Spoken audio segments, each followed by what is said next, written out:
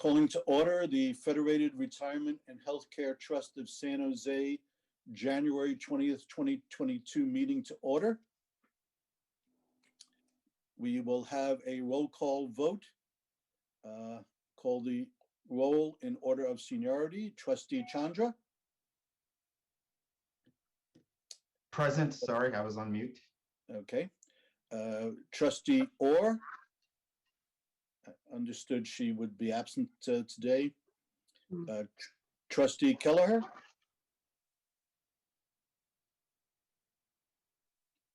Are you on mute, Trustee Kelleher?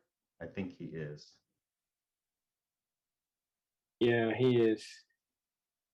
He may be having trouble with his. Okay, I'll circle back. Vice Chair Jennings. Here. Trustee Linder. Here. And Trustee Kelleher. Here. And I am here, Trustee Horowitz. So thank you for that.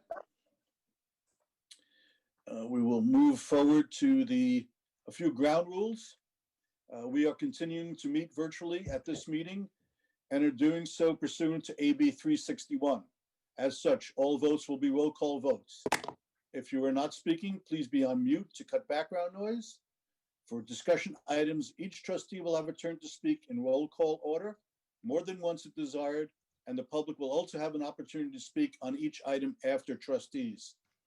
The public will also have an opportunity to speak again at the end of the meeting on any other item not on the agenda that is within the subject jurisdiction of this board.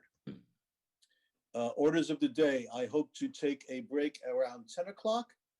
And of course, we will have a brief recess at 1 p.m. to accommodate the Civic Center TV broadcasting system. I'm asking board members to please stay on the Zoom meeting after the regular meeting ends so that we can have special meetings for each committee to address the California AB 361 requirements. And we would like to welcome and introduce our new trustee, Mark Linder. Welcome. Thank you for joining us.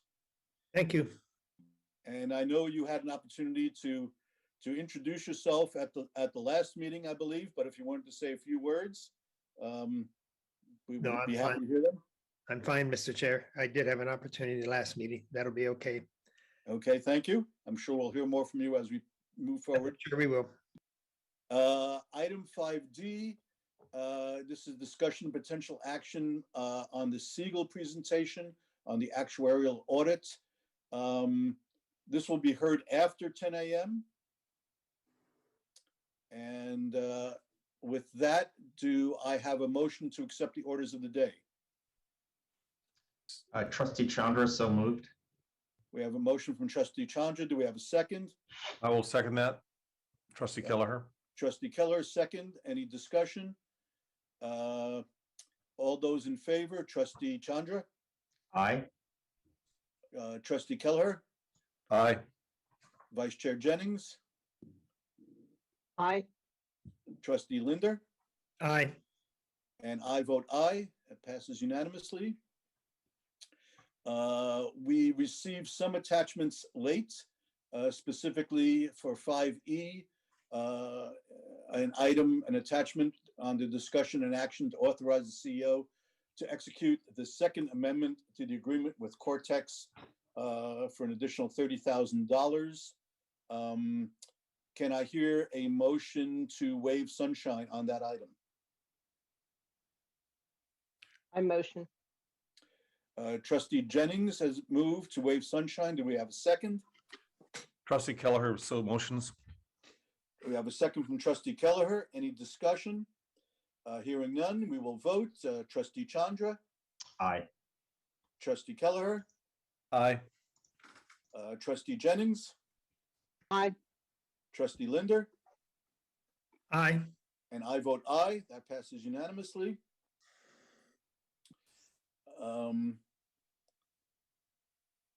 And now we are have approval of the consent calendar. And can we have a motion to approve the consent calendar? So moved. Trustee Linder. A motion by trustee Linder. Do we have a second? I second. Second by Vice Chair Jennings. Any discussion? And we will have a vote. Trustee Chandra, Aye. trustee Kelleher, Aye. Vice Chair Jennings, Aye. trustee Linder, Aye. and I vote aye. That also passes unanimously. This brings us to item number 2, death and survivorship. We will have a moment of silence for those who have served the city and who have passed.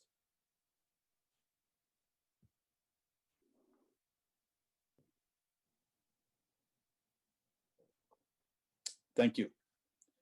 Moving to agenda item 3A, oral update from the CIO. Mr. Palani, the floor is yours. Thank you, Mr. Chairman. Good morning, everyone. Welcome, Trustee Linder. Happy New Year to everyone. We have a very short agenda for investments this morning.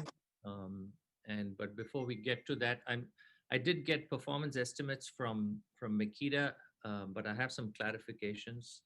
So they will get back to me on that. So I will hold off on sharing those numbers let me wait to hear back from Laura and Jared on the numbers. The numbers seemed a little high given the recent sell-off. So I've asked them to double check the numbers. Okay. So the only agenda item this morning is, we have 3B and 3C, which cover the investment policy statement. And for that, I'm actually going to turn this over to Senior Investment Officer Jay Kwan. And just for clarification for the record, if we could take items 3B and 3C separately so we can make sure we're clear on the action item. Thank you.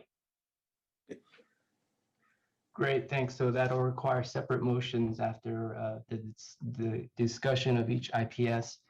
But first, just a quick intro here. These are routine items generally considered best practices to review the IPS periodically and obviously update as necessary. So just for clarity, right, IPS stands for Investment Policy Statement, and these are essentially the rules that govern how the investment program runs. So if you ever have a free evening and there's nothing left in the Netflix queue, you might consider flipping through the IPS. Alternatively, you could save yourself some time here and listen as Jared and Laura from Makita will walk through the updates for us. So we normally would have run through the IPS revisions at an IC meeting first, but our December meeting got canceled. So instead, staff and Makita had one-on-one calls with some of the trustees from the IC, so that's trustees Chandra and Orr, just to walk through the changes ahead of time. So I'm going to turn it over now to Laura and Jared for their walkthrough, and let's pay attention. Thank you. Great. Thank you, Jay. Jared's going to share the screen, the red line version of the IPS. So as Jay mentioned, we look at this regularly, at least annually, and we did a major overhaul a few years ago, adding a lot of risk policy language, working with Cortex, and having a lot of ad hoc meetings. And the idea is that the investment policy statement hopefully doesn't change a huge amount year to year because your general strategy stays the same. But we do have, a regular read of it and making sure that there's, we always catch something small and sometimes benchmarks change and whatnot. So you'll see that. So I'll just highlight a few changes, not too much as that material, but on page 2, you can see that we've deleted that it will be reviewed by the Board of Administration. In a year where nothing changes, it's probably fine to have it reviewed annually by staff and or the investment committee. So we didn't want a situation where it does not go on the board agenda and then somehow violates the policy. The next change is on page 15. Next material change. Here you can see that there was a bit of redundancy. We said that active strategies were limited to 10%, excluding hedge funds, and then hedge funds were also limited to 10%. So there's really no reason to differentiate between those two if they had the same limit. We are suggesting changing the active strategy limit to 15% from 10%, That would make it consistent with all of the other categories you see here, separately managed accounts, commingled funds, and whatnot. Also, we've changed it from management firm concentration limit to strategy limit for your consideration, mainly because there are some large asset management firms that have various different strategies that are managed by completely different teams in different locations. That is the case, for example, with Artisan, with which you have two strategies, growth, large cap growth equity and large cap value equity. Those are completely separate teams, one in Wisconsin, one in San Francisco. We think it makes sense to limit by strategy and not just management firm. The next significant changes are on pages 26 and 27.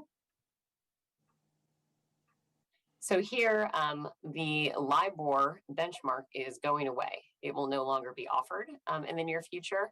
This has been a change that's been in the works for some time. So SOFR is the replacement for LIBOR. And so we wanted to sort of future-proof the investment policy statement for when that change happens. So you can see here that market neutral strategies, we're recommending changing from LIBOR 3-month, which is essentially just a cash benchmark, to SOFR plus 1.5, which is slightly harder to beat, but we think it makes sense for that mandate. And then immunized cash flows, you can see used to have a 3-month T-bill, essentially cash as well.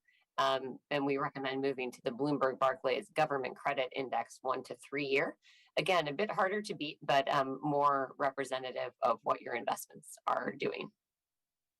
On core real estate, you can see here we're recommending changing from the equal weighted version of the NCREIF Odyssey benchmark, which is a open-ended core real estate benchmark, and changing that to a cap weighted. The NCREIF Odyssey is just essentially a universe of core real estate funds. It's not investable. By equal weighting it, you end up giving more weight to perhaps some niche risky strategies in the benchmark. By cap weighting it, it's more representative of the market as a whole. And we're recommending lagging it 1 quarter because the valuations that you receive from your managers are lagged 1 quarter. So that is more apples to apples. The last suggested benchmark change is on the next slide. And this is really just essentially a naming change. The return stream historically is the same between the Bloomberg Barclays US Long Treasury and the Bloomberg Barclays Treasury 10 Plus. These are essentially the same benchmark, but for whatever reason, the US Long Treasury is more available on databases that we all use. So not a change in actual returns for that benchmark. And that wraps up our recommendations for the pension investment policy statement updates for this year. Okay, thank you so much. Are there any questions or comments from the trustees? And I'm not seeing anybody's hands, so please speak up if your hands are raised.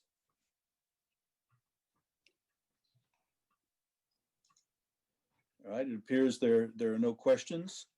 Do we have a motion then to accept these proposed changes to the IPS? Yeah, I'll so move. I'll make a motion to approve the changes to the IPS. Thank you. That's a motion by Trustee Chandra. Do we have a second? I'll second the motion. This is Trustee Second. Kelleher. Trustee Kelleher, thank you. Any discussion on the acceptance of these proposed changes? So hearing none, we will have a vote. Trustee Chandra? Aye. Trustee Kelleher? Aye. Vice Chair Jennings? Aye. Trustee Linder? Aye. And I also vote aye, so it passes unanimously. Thank you.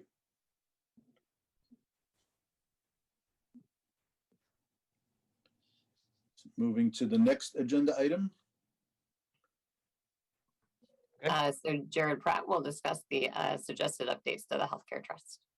Okay, Thanks, Laura. Good morning, everybody. Good morning. Basically, the same updates here. There's actually one that's different. But if I scroll down here to page 4, you see one category addition here just to describe what this, what investment grade bonds are doing. And this is because the healthcare trust had an asset allocation adopted earlier in 2021 where investment grade bonds as well as long-term government bonds were added. And so there's just language here to describe what their purpose is. The pension didn't have that because the asset allocation didn't change last year. And then other changes here are very similar. On bottom on page 10 here, you see the same thing that Laura described with change in language to strategy limit as well as active strategies going from 10 to 15. And then finally, similar changes here with respect to changing the weights and changing the benchmarks. Same reasons as pension head. And that's it. So does anybody have any questions on healthcare?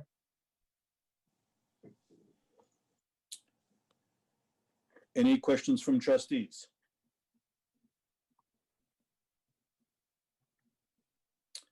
Hearing none, we'll entertain a motion to accept these proposed changes. I'll make a motion again to approve the changes. Thank you, Trustee Chandra. Motion to accept. I Is will there a second the motion. And Trustee Kelleher, second. Any discussion on the motion? There's Hearing a none, hand we'll up. Sorry, go ahead, Trustee Jennings. Jill Borders has her hand up. Just Okay, thank you. I could not see that. The person who has her hand up, would you like to speak? Thank you.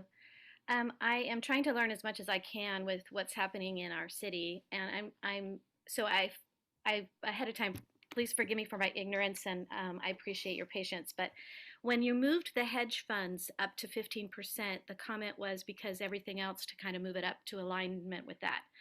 Like I said, I'm a little bit ignorant, but I'm pretty good in math, and I'm not sure how this works. But if all of them go up to 15, I mean, 6 can go up to 15 if we're saying 100% of something, then 1 is 10%, right? So I'm just curious if someone could discuss or comment or just leave it alone, but the thought had come to me, does that mean that if you allow the hedge funds to go up to 15%, something else will automatically, by default, go below that? And then if we do that on a regular basis, is that something that we would want to then say, we should probably vote on that if that's consistently going 10% or below? Thank you.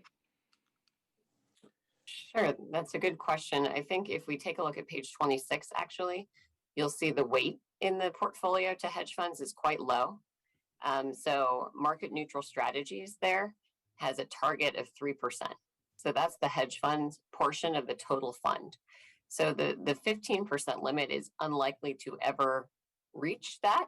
It's on the slide that was just up a moment ago. That's really just a strategy limit. You know, I can't see it ever being breached or getting close to that because the target weight for hedge funds in the total portfolio is only 3% right now. So these are just manager limits, you know, just sort of in some scenario in the future where the board voted to change things in the portfolio.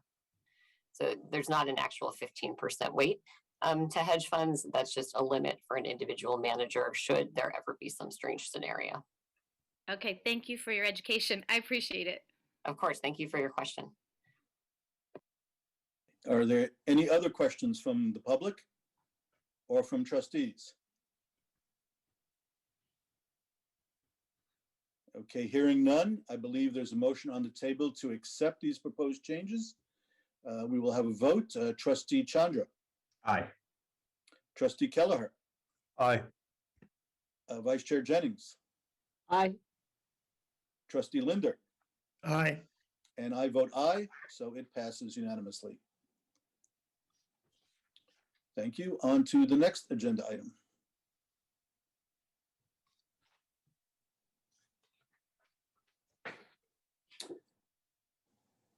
4A, discussion and action on other post-employment benefit valuation results. And we will have a presentation from Chiron. Good morning. Let me share my screen here. Thank you.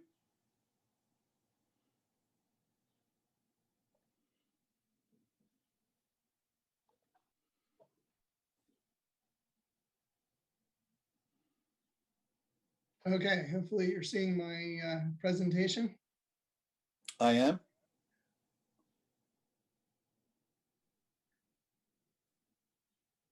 So I wanted to start with just reviewing our schedule quickly. We've run through a lot of actuarial information over the last several months. We're here today to present the final OPEB valuation results. A little later on the agenda, you'll have Siegel's presentation on their audit of the pension valuation results. And then I believe next month, Siegel will be back with their audit of the OPEB valuation results. So we're almost through the primary actuary's schedule of presentations. For the OPEB valuation, it's very similar to the pension valuation, but has some differences. The total liability for the OPEB we've talked about the last couple months includes both an explicit subsidy and an implicit subsidy due to the actual cost of providing healthcare to retirees compared to the premiums. That implicit subsidy is paid by the city as a part of their active health premiums. So the focus of our funding is on what we call the explicit subsidy. And we fund for it in a 115 trust. You just reviewed the investment policy statement for that trust. It's separate from the pension trust. And the primary purpose of our valuation is really to set the city contributions for fiscal year end 2023. We project the benefit payments out based on the census data and the assumptions, use actuarial cost methods and assumptions to set a funding target, and then develop city contributions. One key difference from the pension plan is the member contributions here are fixed. They are set in statute, and what we do does not change them. On the pension plan, we do affect member contributions, but here we don't. So it's just the city's contributions that are affected. Last month, we presented some preliminary results. We do have, I apologize, but we have in our final review found an assumption that we are proposing to change that does affect the results. We will go through that very shortly, but it's still very good news. We're moving from 54% funded to 66% funded on the explicit subsidy. On the right-hand side here, you see the contributions compared to the prior year. They are going down for the city from 19.9 million to 18.3 million. That is higher than what we had shown in the preliminary results, but it's still going down. Members are paying their fixed rate. Their total dollars goes down because we're getting, as members retire, the population that's eligible for full benefits is a closed group. And so as members retire, we get a smaller group contributing. The normal cost is the cost of benefits attributable to the next year of service. And the member contributions currently exceed that normal cost. So members are paying for the cost of their benefits plus a little bit more towards the unfunded liability, and the city's contribution is all towards the unfunded liability. Question for the board, Mr. Chairman. Yes, proceed. Thank you. Bill, on the funded status, is that market value or smooth actuarial value? That's market value and actuarial value. On the OPEB valuation, we do not use a smoothed actuarial value. We just use a market value. And instead, to smooth the contributions, we have a smoothing mechanism built into the amortization methods. Thank you. So I'm not sure if Mike is on. His Wi-Fi dropped. Are you there, Mike, or are you still off? Okay, you get to hear the pension actuary explain the change in the healthcare assumption, I guess. So one of the issues the change that we saw is that for Medicare eligibles, we have been just projecting the premiums with the trend assumption only. And we have a proposed change to project them with trend plus a little bit more to account for the aging of the covered population. And so as you may recall, healthcare costs increase with age. And we focus a lot of that on the pre-65 group, the pre-Medicare group, but it's also true post-65. And the premiums are set as kind of the average. And we have a trend for those average premiums to increase. But with our closed group, the age of our group is increasing. And so we want to use our aging factors as well to effectively increase that trend to deal with the fact that our covered population is getting older. So I'm not sure if that concept was clear, but what we're effectively saying is we think the cost of the Medicare eligible premiums will go up faster than just the regular trend because that Medicare eligible population as a whole, it is going to be getting older because we have a closed plan. In the past, this didn't make as big a difference for this plan because the subsidy is limited to the lowest cost pre-Medicare plan. And historically, some or many of the Medicare premiums were close to or higher than that limit. And so the additional premiums due to the aging of the population would effectively not be paid by the plan because the plan payments are capped. They would have been picked up by the retirees. And so there wasn't an additional liability for the plan. But over the last several years, we've seen Medicare premiums have not gone up as much as expected. In fact, they went down this last year. And so we've gotten significant gains on the liability side due to those going down. And so now the aging of that population is becoming more material to the costs of the plan. So this is Vice Chair Jennings. Can you help me understand why the Medicare costs have come down? I mean, what's the driving factor there? Well, that is really a question for our healthcare actuary, but there were some, in the last year, part of it was the removal of a tax and some federal changes, as well as some cost controls that Medicare has managed. So that's something that's affected costs across the country. And I can certainly give you more details on that. So do Medicare costs go up to the people who are paying it based on age? I didn't know that was the case. No, these are not the actual.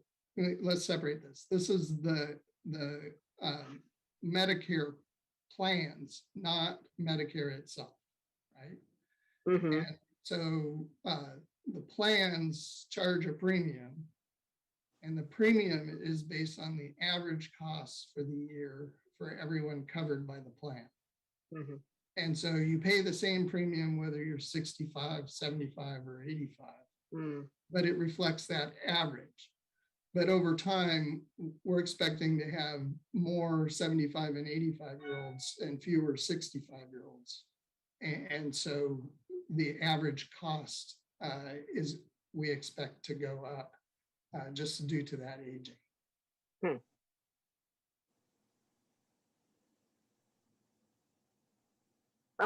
But is that for the closed group like us, or is it Medicare as a whole? I mean, No, do you have- that's for just the closed group. We're not talking about that as for Medicare as a whole. That's So just for the San Jose people who are eligible for this plan. So the San Jose people eligible for this plan, is that a separate plan, I guess, that the government gives San Jose? No, these are policies you purchase to supplement what Medicare pays for. Oh, it's that piece. Okay. Yes. All right, to supplement it. All right, I understand that. Like, I don't know. When you're in Medicare, there's this other piece you can buy, supplemental piece. Right, so that- there's Part B and Part D, but then what we're providing in this plan is a supplement on top of those those benefits. Okay, and those will go up. I understand. Yeah. Okay. Yeah, thank so you. it's just that. So when I'm referring to Medicare, we're really talking about the Medicare eligible population Mhm. who would purchase those plans. Okay, thank you.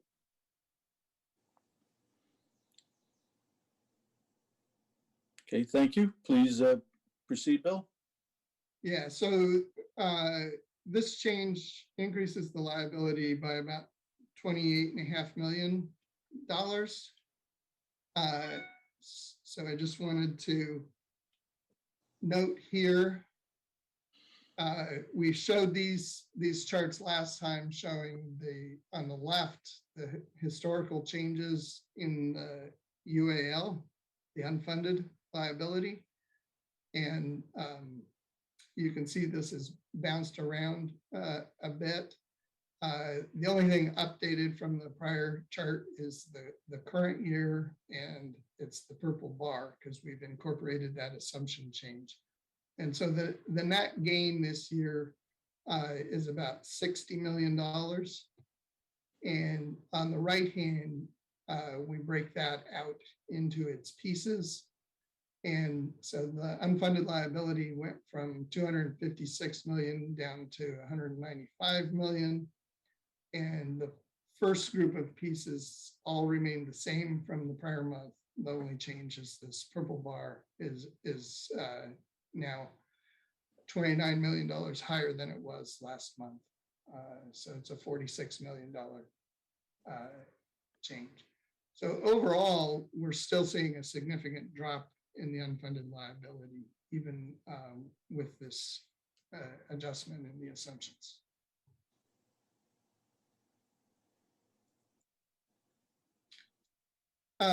Before I get to projections, just wanted to update things on the membership front a little bit.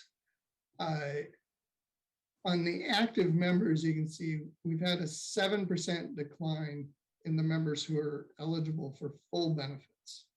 So that's when I refer to the closed group, that's the group I'm referring to is the members eligible for full benefits. All the other members all the other employees who participate in the VIBA also are covered under this plan, but only in the case of a catastrophic disability. So if and catastrophic disability is the term in the municipal code, but it really means a service-connected disability in the pension plan.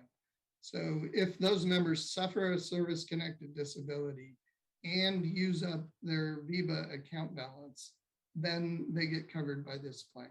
And so there's a very small ongoing liability for that group, but that group is growing significantly. And the other groups are relatively stable. We're getting some continued growth in the members in pay status, and then a small group have elected in lieu. We show the history on the right graphically.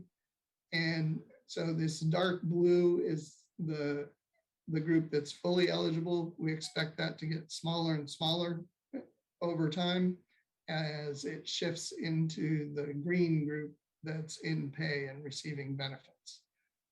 The teal group on the bottom is the group eligible for, only eligible for catastrophic disability. And that And rate is growing. can I ask another question? Sure.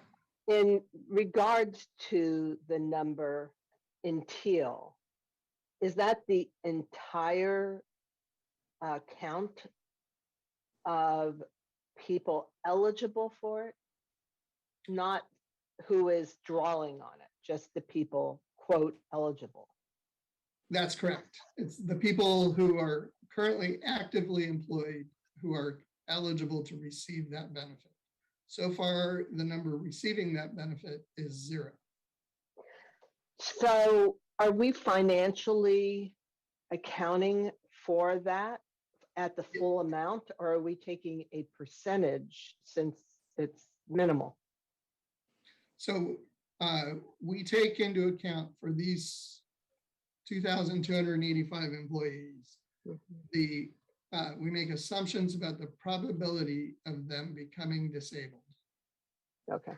And drawing down their VIVA, and then we apply the liability. Okay, I understand. It's not the whole number though. No. Okay. And so it's actually a very small piece of the overall liability, even though. That's what I would assume. Yeah. Thank you. Okay.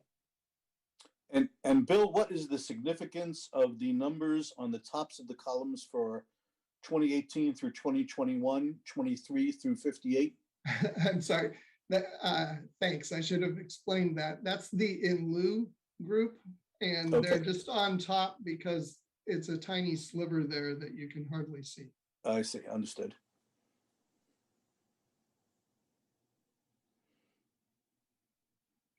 Okay, but please proceed. Yeah.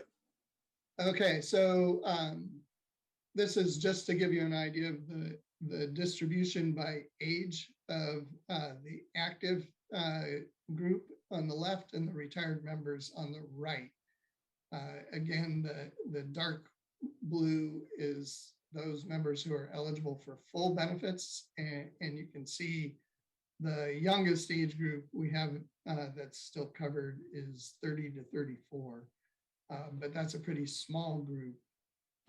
Most of the members are older and approaching retirement age. The younger members are the ones who are eligible for just the catastrophic disability, although they cover the full range as well. That confused me a little, and I just want to clarify that a little more. The 30 to 34, 35 to 39. So the active members are the members that are in tier 1. Otherwise, they wouldn't be in this group, right? Right. They're a subset of the tier 1 members. Yeah. Okay.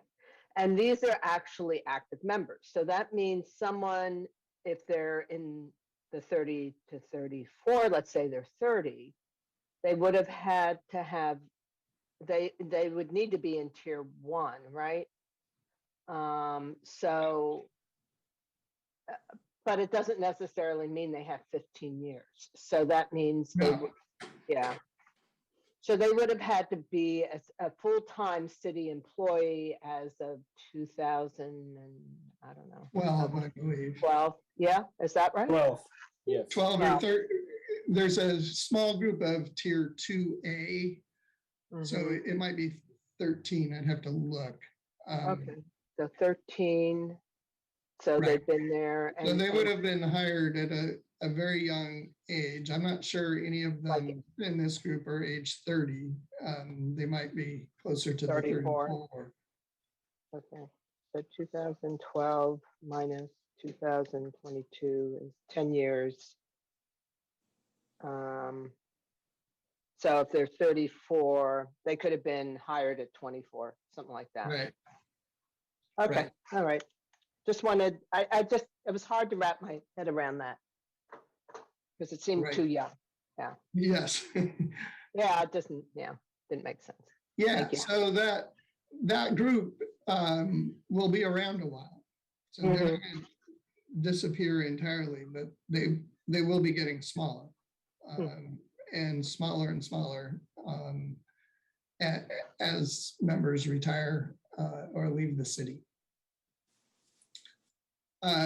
And then here you can see the distribution of retired members.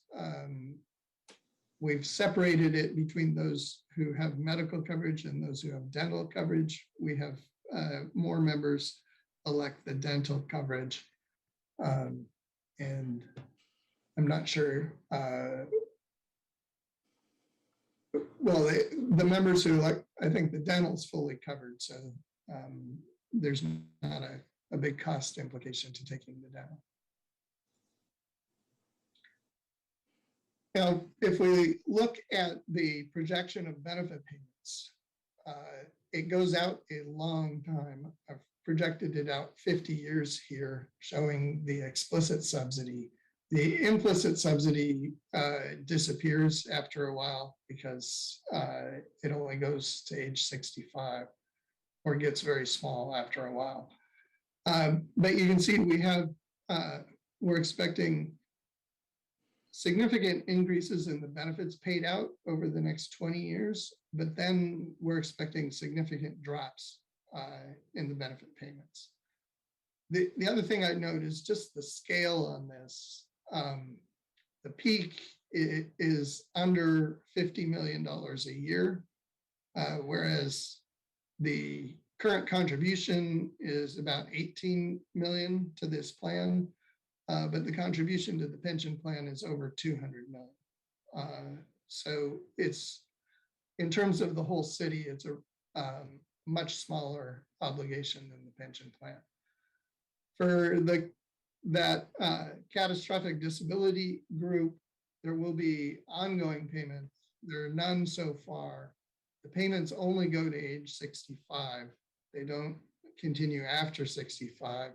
And so even in our projections, it's just a very small piece at the bottom. So we think of this plan as primarily closed because the large chunk of liability is closed and will decline over time. Here we're showing on the left the projection of the actuarial liability, and in green the projection of the assets. And then we show the funded status on the top. And a couple things to note. One, just 5 years ago, we were only 35% funded, and now we're 66% funded. So we've been making remarkable progress on the funding.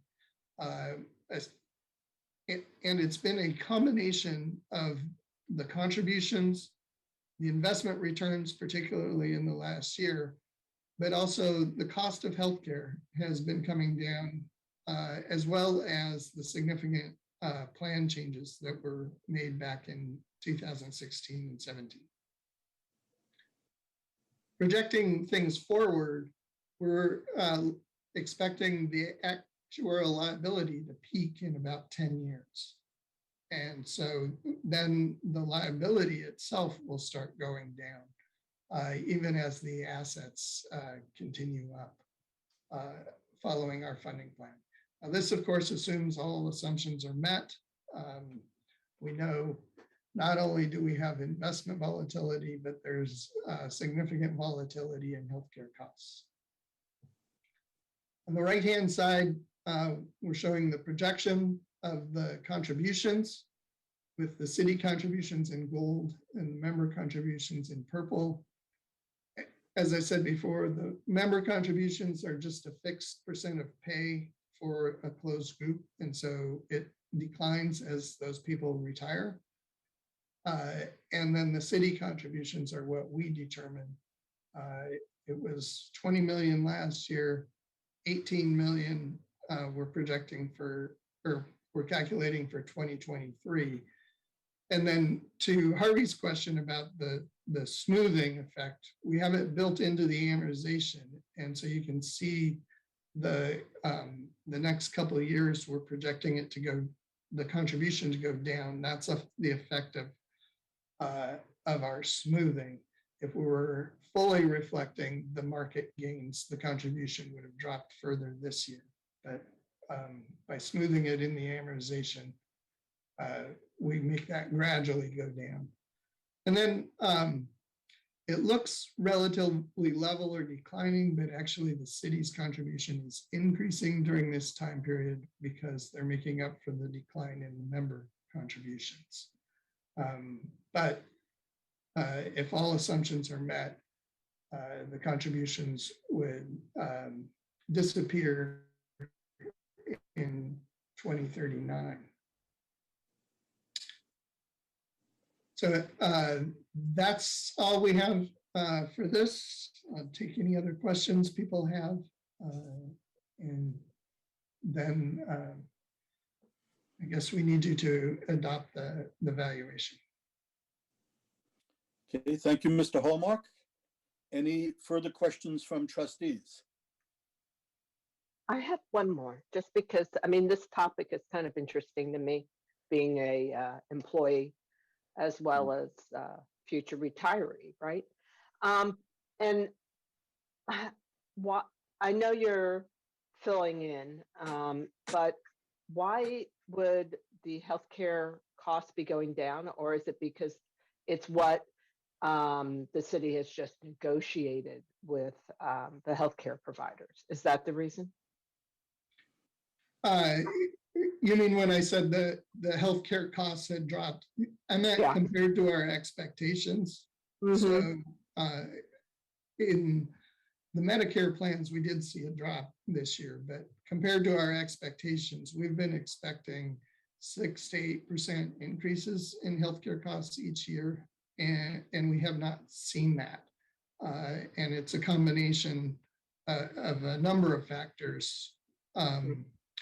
But it does include the city negotiating the plans and structuring the lowest cost health plan in particular to manage those costs.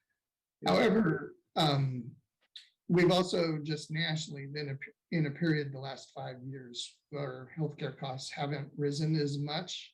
And if you went back to the 5 years before that, healthcare costs went up more than we expected. Right. And so you know, we've had a good run for 5 years on those costs, and don't know, you know, whether our projections will be correct going forward, or if they'll be high or if they'll be low. There's volatility on both sides.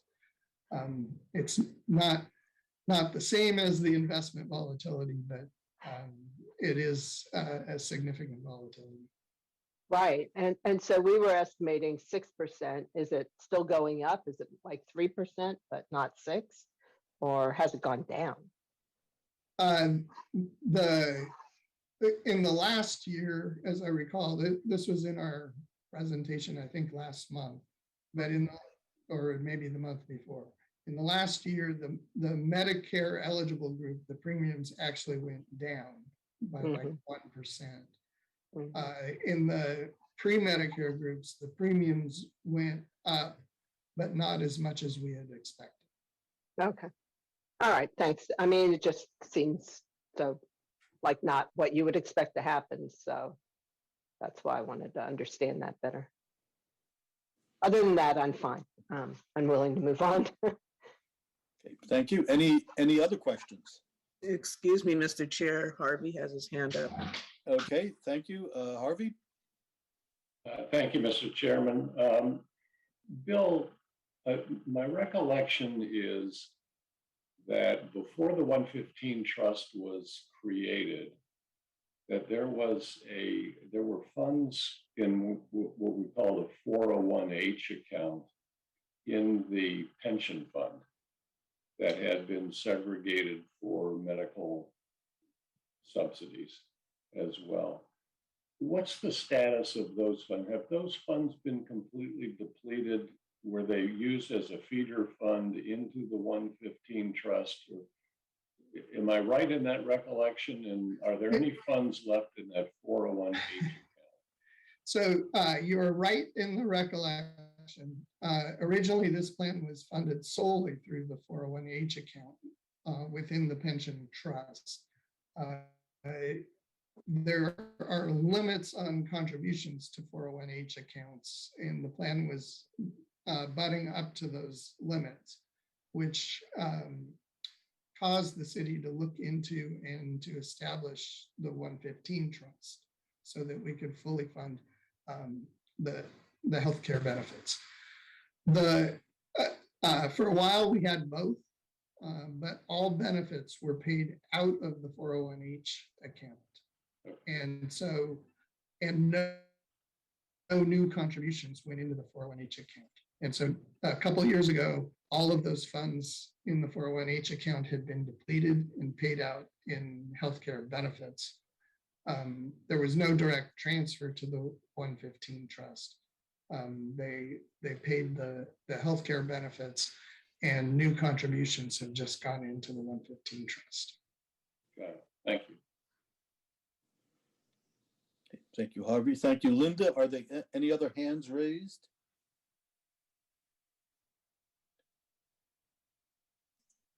No.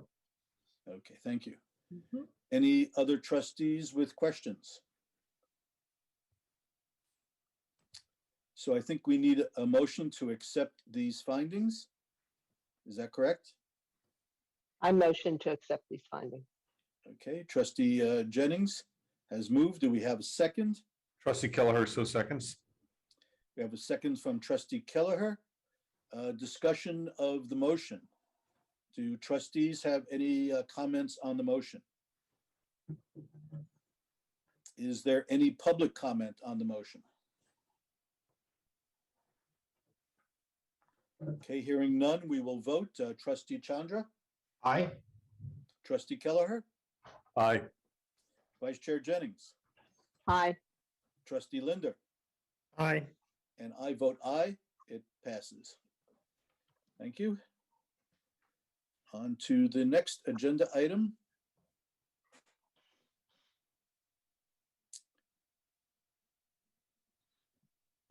Is that 5A, new business?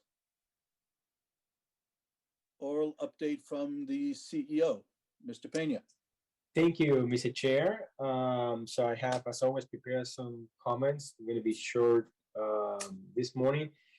As you know, there has been an increase of COVID cases across the nation and the Bay Area and California as well, the Omicron.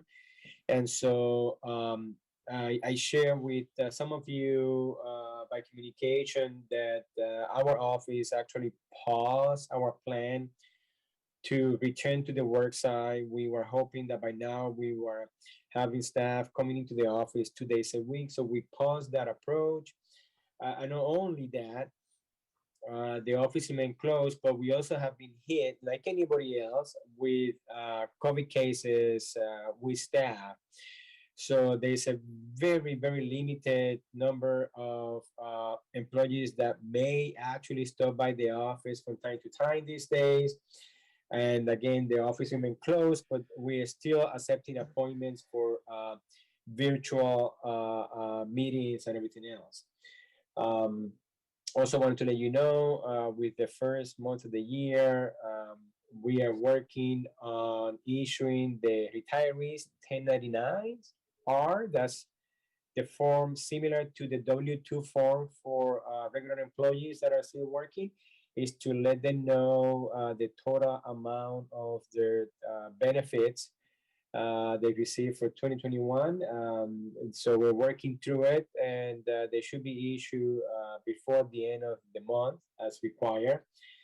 There's also the guaranteed purchasing power. That was a benefit that was sort of picked up again by the city a few years back. It allows for retirees that, given the increase in CPI, have actually lost more than 25% of the purchasing power since their retirement. So whenever a retiree crosses that threshold, or the 75% purchasing power from the day they retire, they're entitled to this payment, and they will be paid out next, not in January, but the month of February. We also should be issuing the January newsletter later this month. We actually had some changes to be made to the newsletter. Most specifically one having to do with information about the fact that we are pausing our return to the work site. We do have still some vacancies at the office. And we are performing interviews and doing searches. For example, we are interviewing for the network technician, but we are still in the process of searching for not only an IT manager, but also for staff technicians at the benefit staff. Other than that, the last I want to mention is the city did request that we reach out to our vendors to provide the city information on the vaccination status and booster status. So we are working on doing that. And the city just recently also requested that employees actually have their boosters by February 11th. So they are working to that process. We are actually reaching out to our staff, making sure that we provide that information to the city. And lastly, I do want to welcome 2 new employees to our office. Gretel Calderon is a benefit staff specialist, and Eric Sang, an investment officer with our investment staff. That, Mr. Chair, concludes my comments. I'm happy to entertain or answer any questions. Thank you, Mr. Pena. Are there any questions from trustees? I do have a question in regards, Roberto, are you saying that vendors that work for the city have to meet our vaccination standards? I don't, that's a good question. I believe they do, but don't quote me with that. I do know the city requested information on the vaccination status of the vendors. I don't know if it's Barbara or Linda that has worked on that more specifically. I don't know if you can actually have more specific comments on that.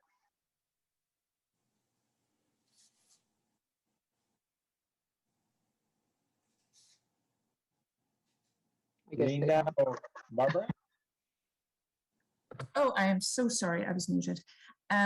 Yes, the latest communication from the city for vendors and consultants that provide on-site services to be vaccinated. I see. And boosted? So that would not affect our Yes. board consultants like Chiron and Makeda, who do not typically work on site. That's correct. Thank you. Thank you, Barbara. I'm sorry, Julie, did you have a further question? No, that was the one. Okay, yeah, I was interested in that myself. Any other questions? I was curious, the purchasing power benefit, does that apply to both tier 1 and tier 2 employees? Tier 1 only. Tier 1 only, okay. So that's phasing out, as it were. And can you explain that a little further? I don't quite, I was confused by that too, but I didn't want to like. Oh, so say for example, what Julie, and obviously if I misspeak, correct me, especially Chiron, who is on board at the meeting. So as you know, the cost of living or CPI has been really low over the last 20 years or so, but before that in the 70s and 80s and 90s it was really high. And so retirees that actually have been retired for a long time, that actually experience cost of living increases, CPI increases on the annual basis that were even in the double digits. When that happens, they lose purchasing power from their original benefit. And so there's a calculation that you make based on their original benefit. You include whatever cost of living increases they have received over time, and then subtract from that the actual impact of the CPI. And so you start at a base of 100, but whenever the CPI is beyond the cost of living that you receive, that 100% start decreasing from 100 to 98, 97. So if you get to a point where you have actually go down to 75% or lower, then this benefit comes into place and they bring you back to 75%. Did I explain that correctly, Bill, in a nutshell?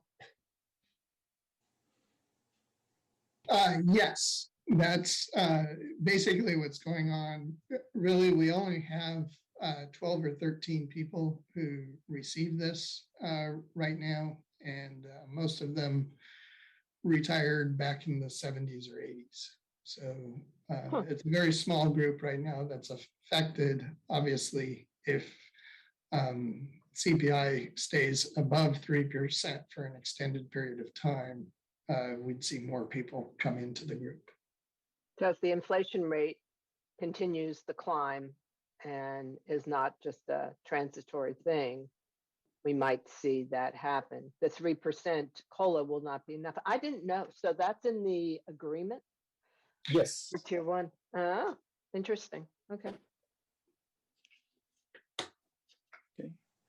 Any further questions of the CEO? I did have one further question. I understand I don't subscribe to the Mercury, but apparently there was a notice by the city of, I'm not exactly sure what, intent to issue a pension obligation bond. There was some official notification. Roberto, do you know what that is? I haven't heard anything lately unless they just actually addressing when the city actually approved moving forward with the process with the certification, unless it's sort of like a delayed news on that. I really haven't heard anything from the city on the POB for almost a month now. I believe, just speaking, because I'm also in the union and as a union member, they are notified that this is going out. I think it's just part of what the city's going through. Just like a boilerplate of the legal process to make a public. Yeah, like you got to notify. So if you were like starting your own company, you would have to notify that this is your name that you're going to do, and it has to go in the newspapers, and it all goes through.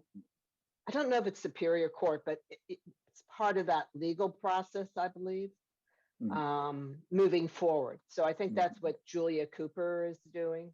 That's what I believe is happening. Okay. Well, I just wonder if staff could obtain a copy of that notification and provide it to the trustees, just for our edification. Will do. Great.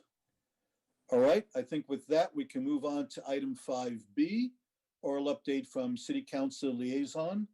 Is Council Member Davis present? Mr. Chair, she will be present at 10 o'clock. Very good. That enables us to move forward to item 5C. And Mr. Hallmark, again, this is the Chiron 5-year contribution projections for the Federated Board. And I believe you have a presentation. This will be very short, but let me share my screen with the letter on it. So every year we provide this 5-year projection primarily for the city's budgeting process. And it just summarizes the contributions and rates, both for pension and OPEB, that you've approved in the valuation. There are two things I think we should note for the board. One is on page 2 of the letter, we added a new table to show some of the sensitivity of pension contributions based on our stochastic projections, so that the city in their 5-year budgeting process has some sense of the potential volatility of those contributions. Then the other piece that affects you more directly is most of these are based on contributions being made throughout the year. But the city has the option of making a contribution at the beginning of the year. And in the past, they've never implemented this, but they've asked us, what if they made them semi-annually? We provide them here, those beginning of year amounts, assuming that the board approves the full discount rate to the beginning of the year. I think this will come back to you in something like the March timeframe to decide what discount you want to actually give the city if they make a beginning of year contribution. But for now, we've given them the amounts, assuming a full discount. We do note that the board has not approved a full discount, and that will be coming later. May I ask a question, please? Sure. Sure. So here it's assuming that we're providing a full discount. Is there anywhere noted in this document that acknowledges that we have not approved the discount, the semi-annual discount rate that's provided in this chart? Any caveats? So in the chart, you have the beginning of the year and then semi-annual. Right here. Please note that the board has not made a decision on the discount for contributions made as of the beginning of the year and may not approve use of the full discount rate. Okay.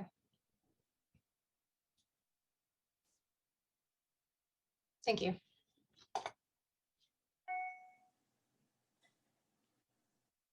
Okay. Did you have anything further, Mr. Hallmark? Nope, that's it. So are there any questions from trustees on these projections?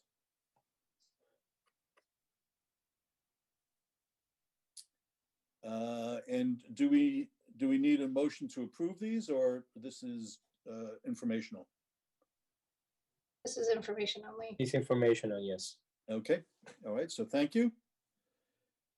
You can proceed to the next item on the agenda. We are just cooking along here.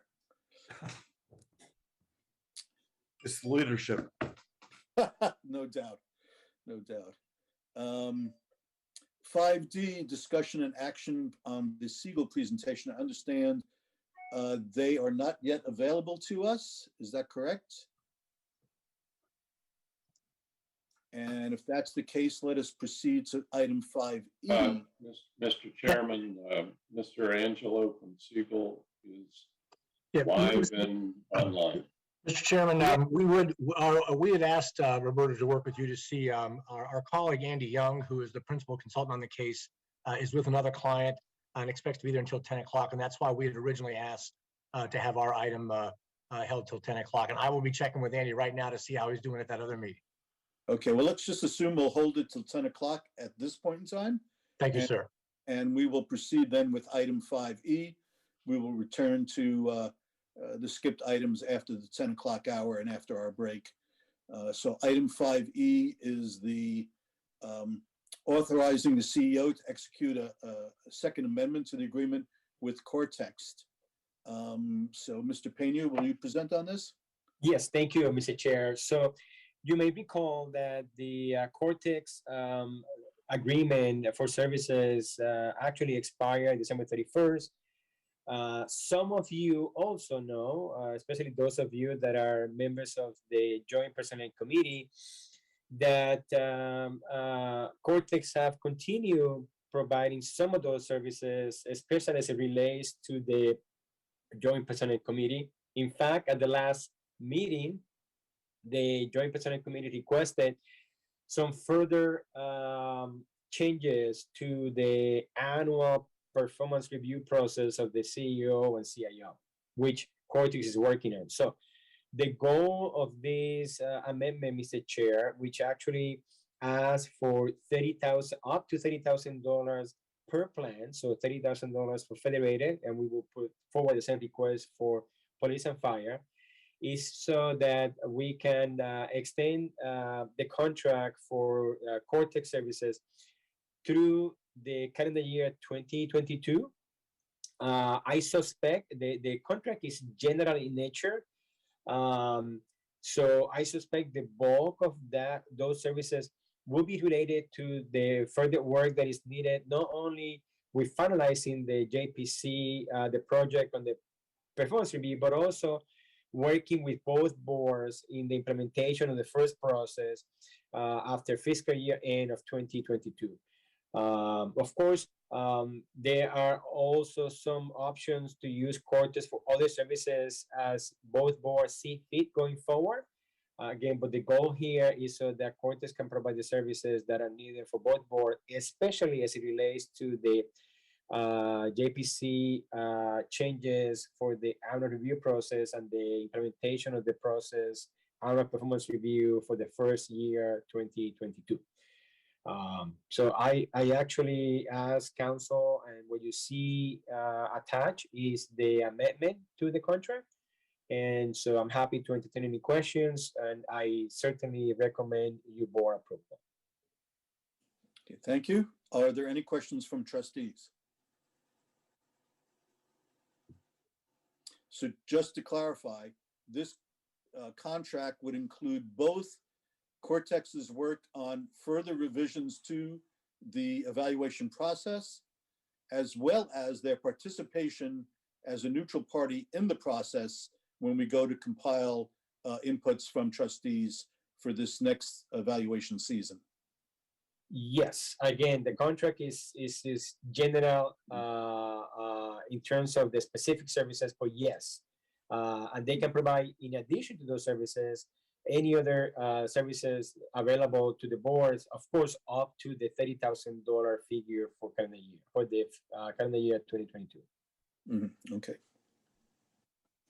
Oh, I wanted to add one more comment, so that is clear with everyone.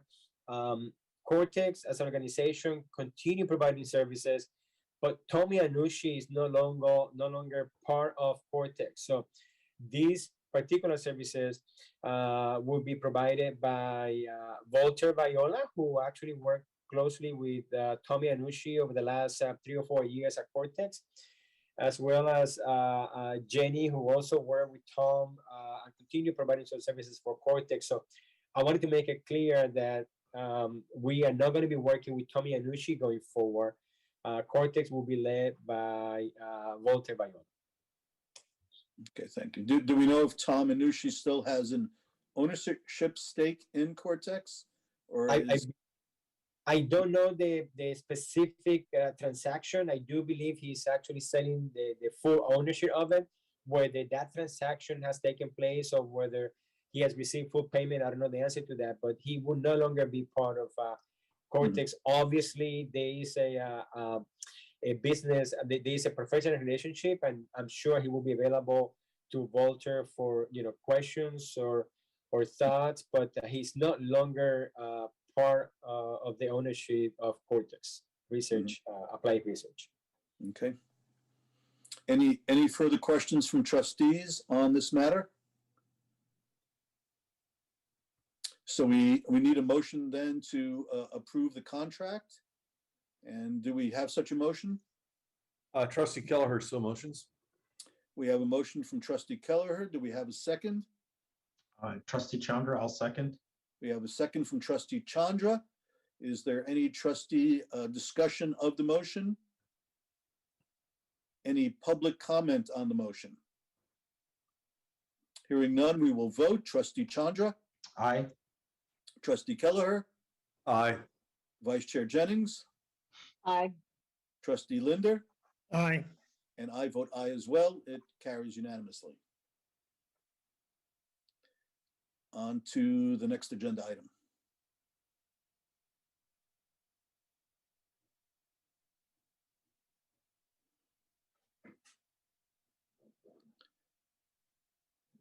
5F, discussion and action on proposed committee assignments for the coming year, calendar year. If we can put up the proposed assignments.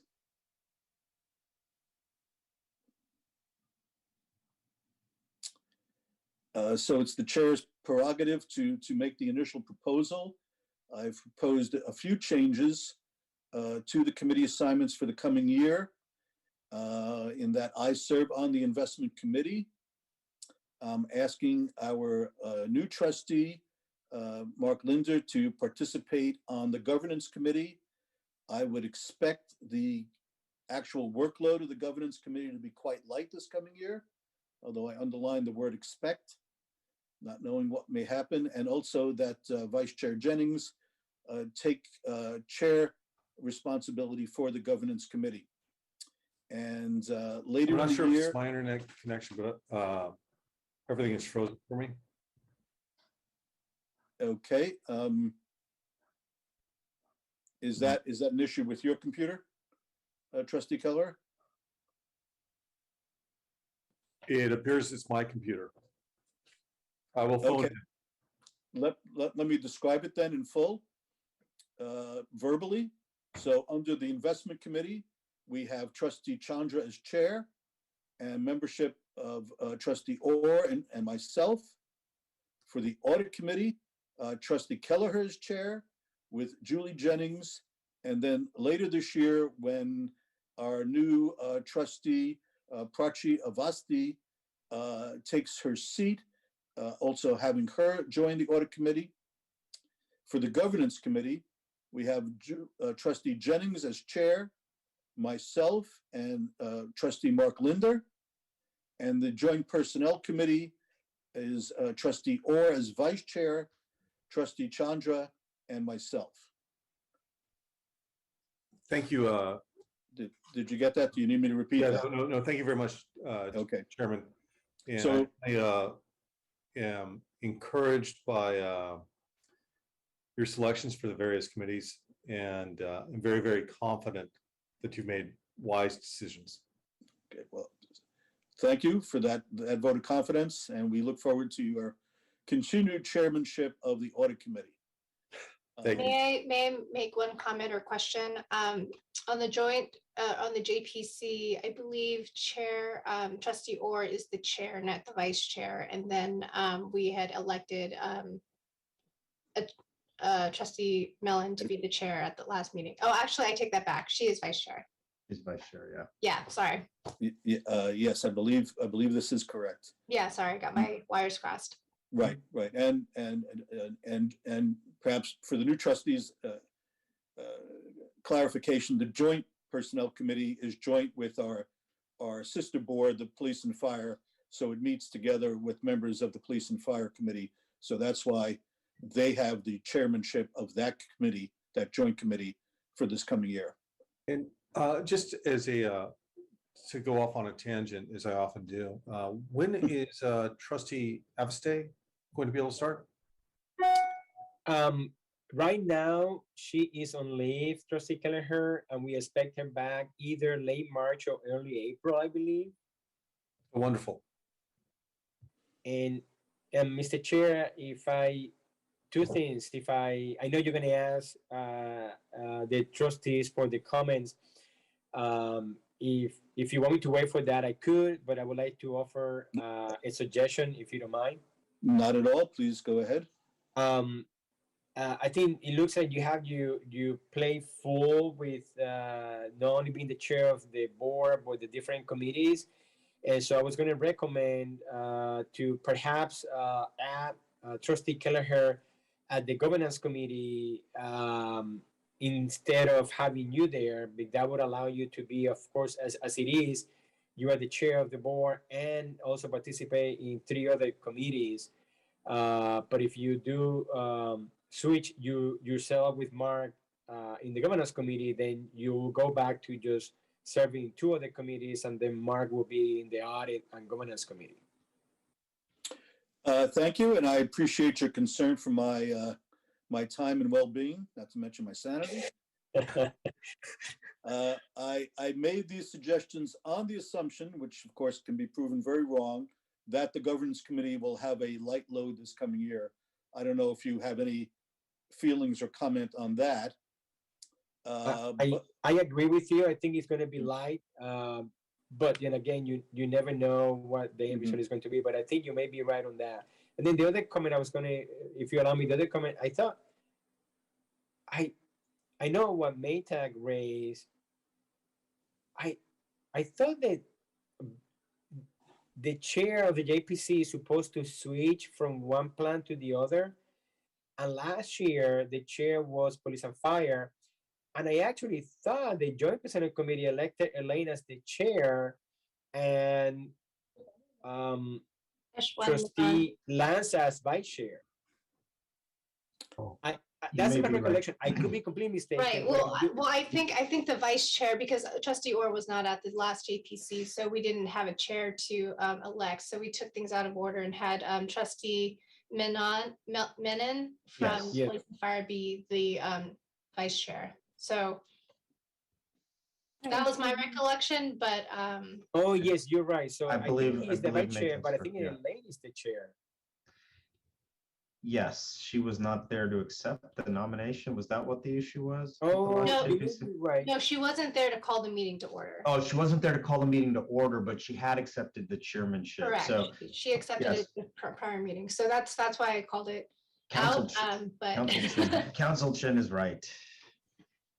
So trustee Orr is indeed the chair. For correct. 2022, for 2022. Okay, okay, so if staff can correct that, that issue, that would be great. And as to the prior comment of Mr. Pena, for fear of putting trustee Keller on the spot, I don't know if you have any feelings or comments or notions about serving on the governance committee as well. I am more than happy to serve the city of San Jose and the Federated Pension Plan in any way possible. Okay. And with the unconfirmed promise that there will be a low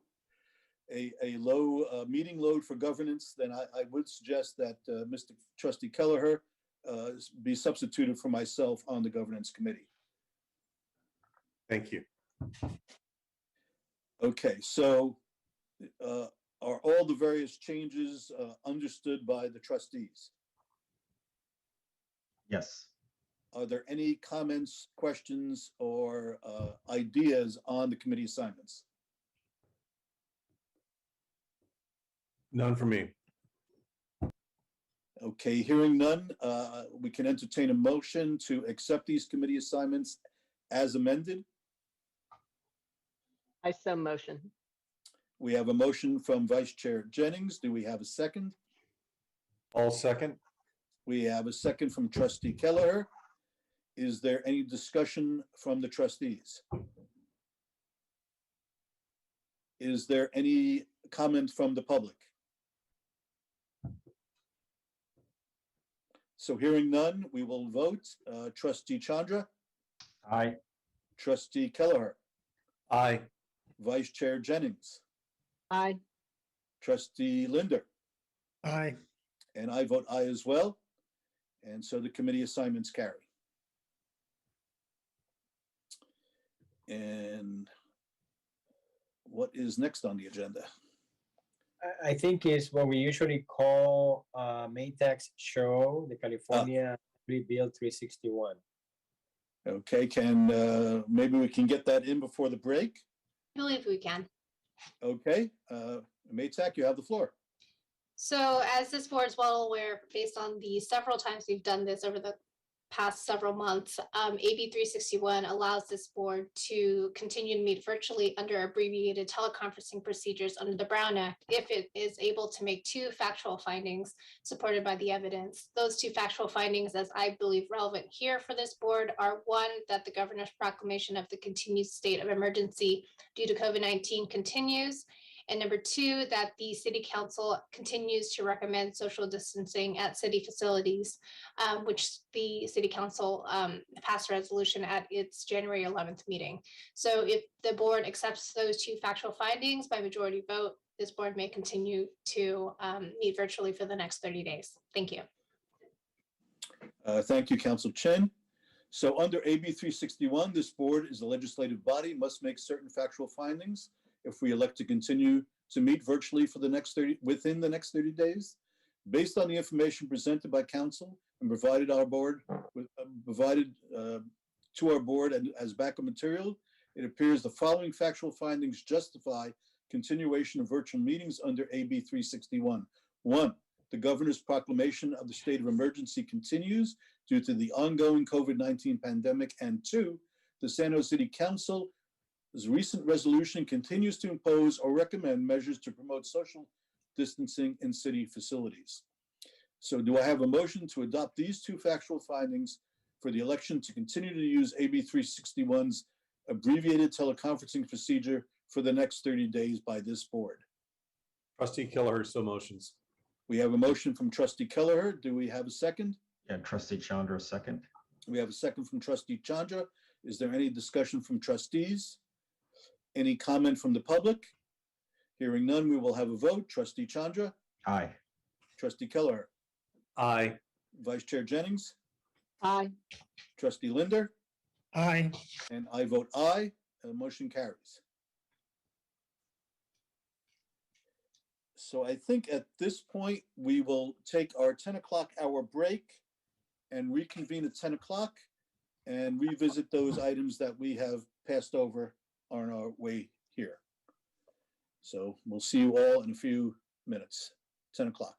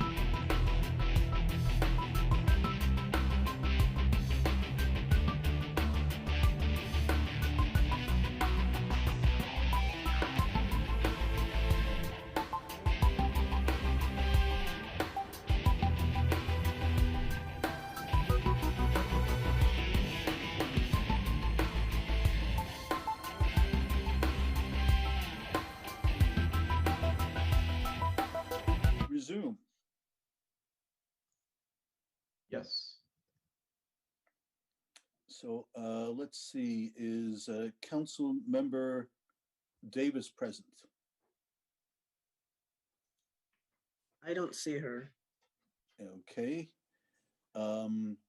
Is the full complement from Siegel now available for their presentation?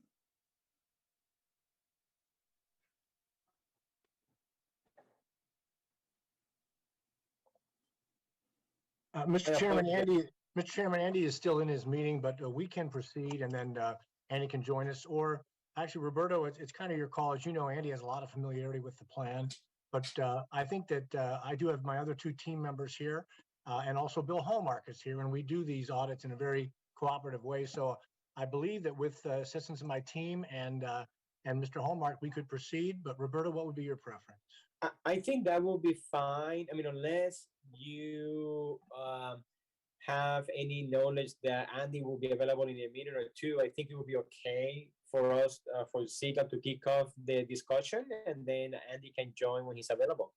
Yes, I want to say it must be hot and heavy over there because Andy is non-responsive, which means he's clearly in discussion, and maybe their chair isn't quite as efficient getting through the agenda as yours is here with Mr. Horowitz. Well, with that statement of flattery, I guess we can proceed. Thought you'd like that. Let me item 5D. Okay. Yeah, and before you kick off, Paul, I wanted to just, if you allow me just a minute, I wanted to let the board and the public know that this is the second time around that we go through this process. I believe Trustee Chandra may have been here the first time around, but the first audit was actually completed for the June 30th, 2016 valuation.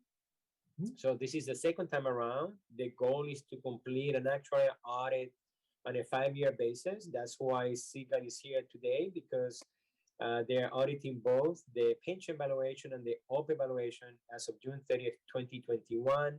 And as Paul indicated, and as I presented to you, board, a few months back when you approved the contract with Siegel, there are not that many outstanding players in this area, and I think both Siegel and Chiron are two of the top firms in the public actuarial industry. So I think that we have very strong firms, and as Paul indicated, in San Jose, Chiron is the actual actuary, and Siegel does the audit. But there are other locations, other cities or counties where is the other way around. Siegel is the actuary, and Chiron does perform the audit. So with that, I'll just turn it over to Paul. Paul, good to see you and welcome. Oh, Thank you, Roberto. I'm sorry to jump in. And Chair Horowitz, if I may, after Siegel and Chiron have made their presentations, I would like to provide some comments to the board. Absolutely. Thank you. Very good. Mr. Chairman, would it be helpful if I have the document open on my screen? Would it be helpful if I shared that with you? Yes, please. All Do right. you have the means to do so? Let's find out here. Let's see. There's that, and we share. So, are you seeing the document there? Yes, we are. All right. So, I'm going to jump right to the summary results and recommendations, which is here on. It's page 4 of the physical document, but it is actually listed as page 1 of the document. And when we were prepping for this, Andy described this. He said, this is going to be kind of a feel-good meeting because this is really, oh, here comes Andy. Boy, timing is everything. Mr. Young, are you with us? Let's see. Can anyone tell if Andy is in the list of people waiting to be admitted? Oh, there he is. Yeah, just got here. Thank you so much. Hey, Andy, thank you so much. Andy, we were just getting started. Roberto gave a nice overview of that. This is the second time we've done this. They do these every 5 years. He also mentioned that Chiron and Siegel, because of our presence here in public sector actual practice here in California, that we tend to audit each other. We go back and forth.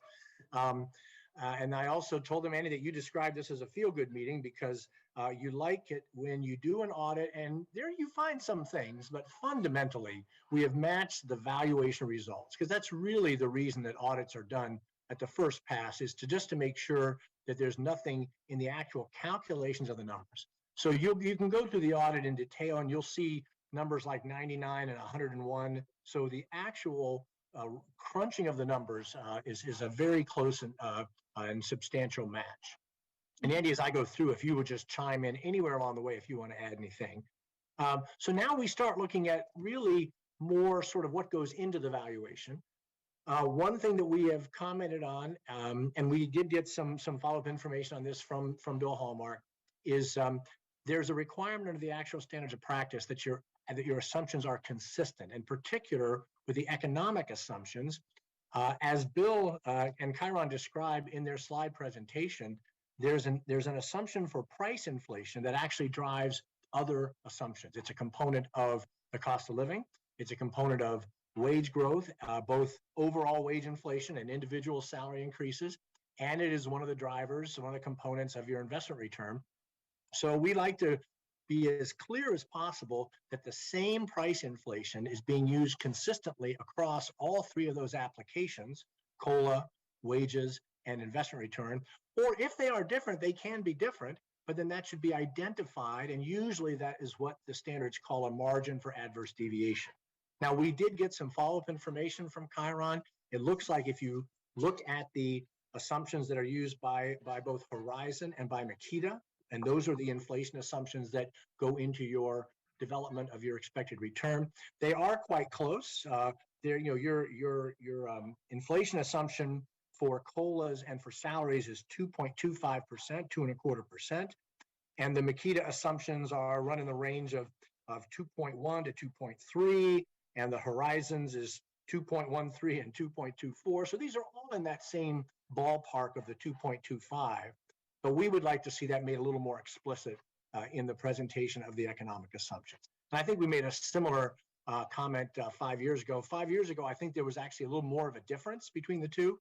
Here, when you actually get down to nuts and bolts, they are all quite close, but just a little more explicit demonstration of that we think would be helpful to the user.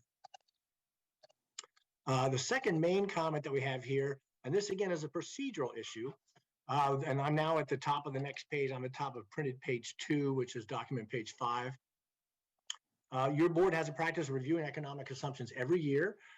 Going way back, working with some of the other public retirement systems back 20 years ago, that was a more common practice. But by now, the clearly most established practice is to do reviews of assumptions, not with every valuation, partly because they're intended to be longer term assumptions.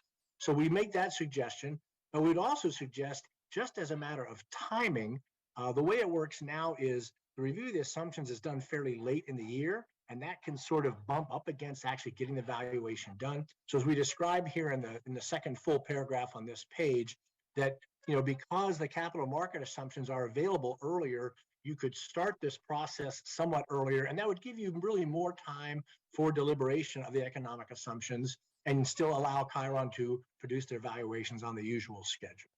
And again, this is the sort of thing that we will now, having made this suggestion, we'll leave this to you and Chiron to see if you can find let's just say a more relaxed schedule that does not in any way impair the currency, the recentness, the up-to-datedness of the economic inputs that go into this discussion. And I may want to add. Yes, I Andy, may please want do. to add that in this case, I think it would be beneficial, hopefully be beneficial to the board. And not only that, but for our other stakeholders, right, at the city, the employer, because any changes in the actuarial assumptions could translate into increase in contribution rate.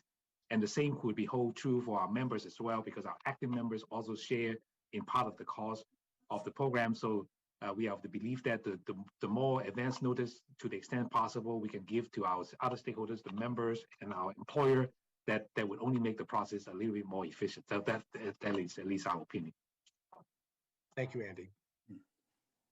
We had on the demographic data, that's part of what we review. There was a little bit of slippage between the two data sets. And so we make a suggestion here. This is really, again, down in the weeds that Chiron could provide a copy of the final membership data. That way you can review and identify any discrepancies between now, before the next actuarial evaluation. There's also there's a procedural issue here about the way salaries are projected. Chiron uses two different approaches. We made the same comment on the 2016 valuation, and there has been some progress in that direction, but that's still something that's a little unusual from what we would see from most valuations. Now we get into an interesting one about basically plan provisions. We know that there were some changes in the municipal code that happened right before the valuation.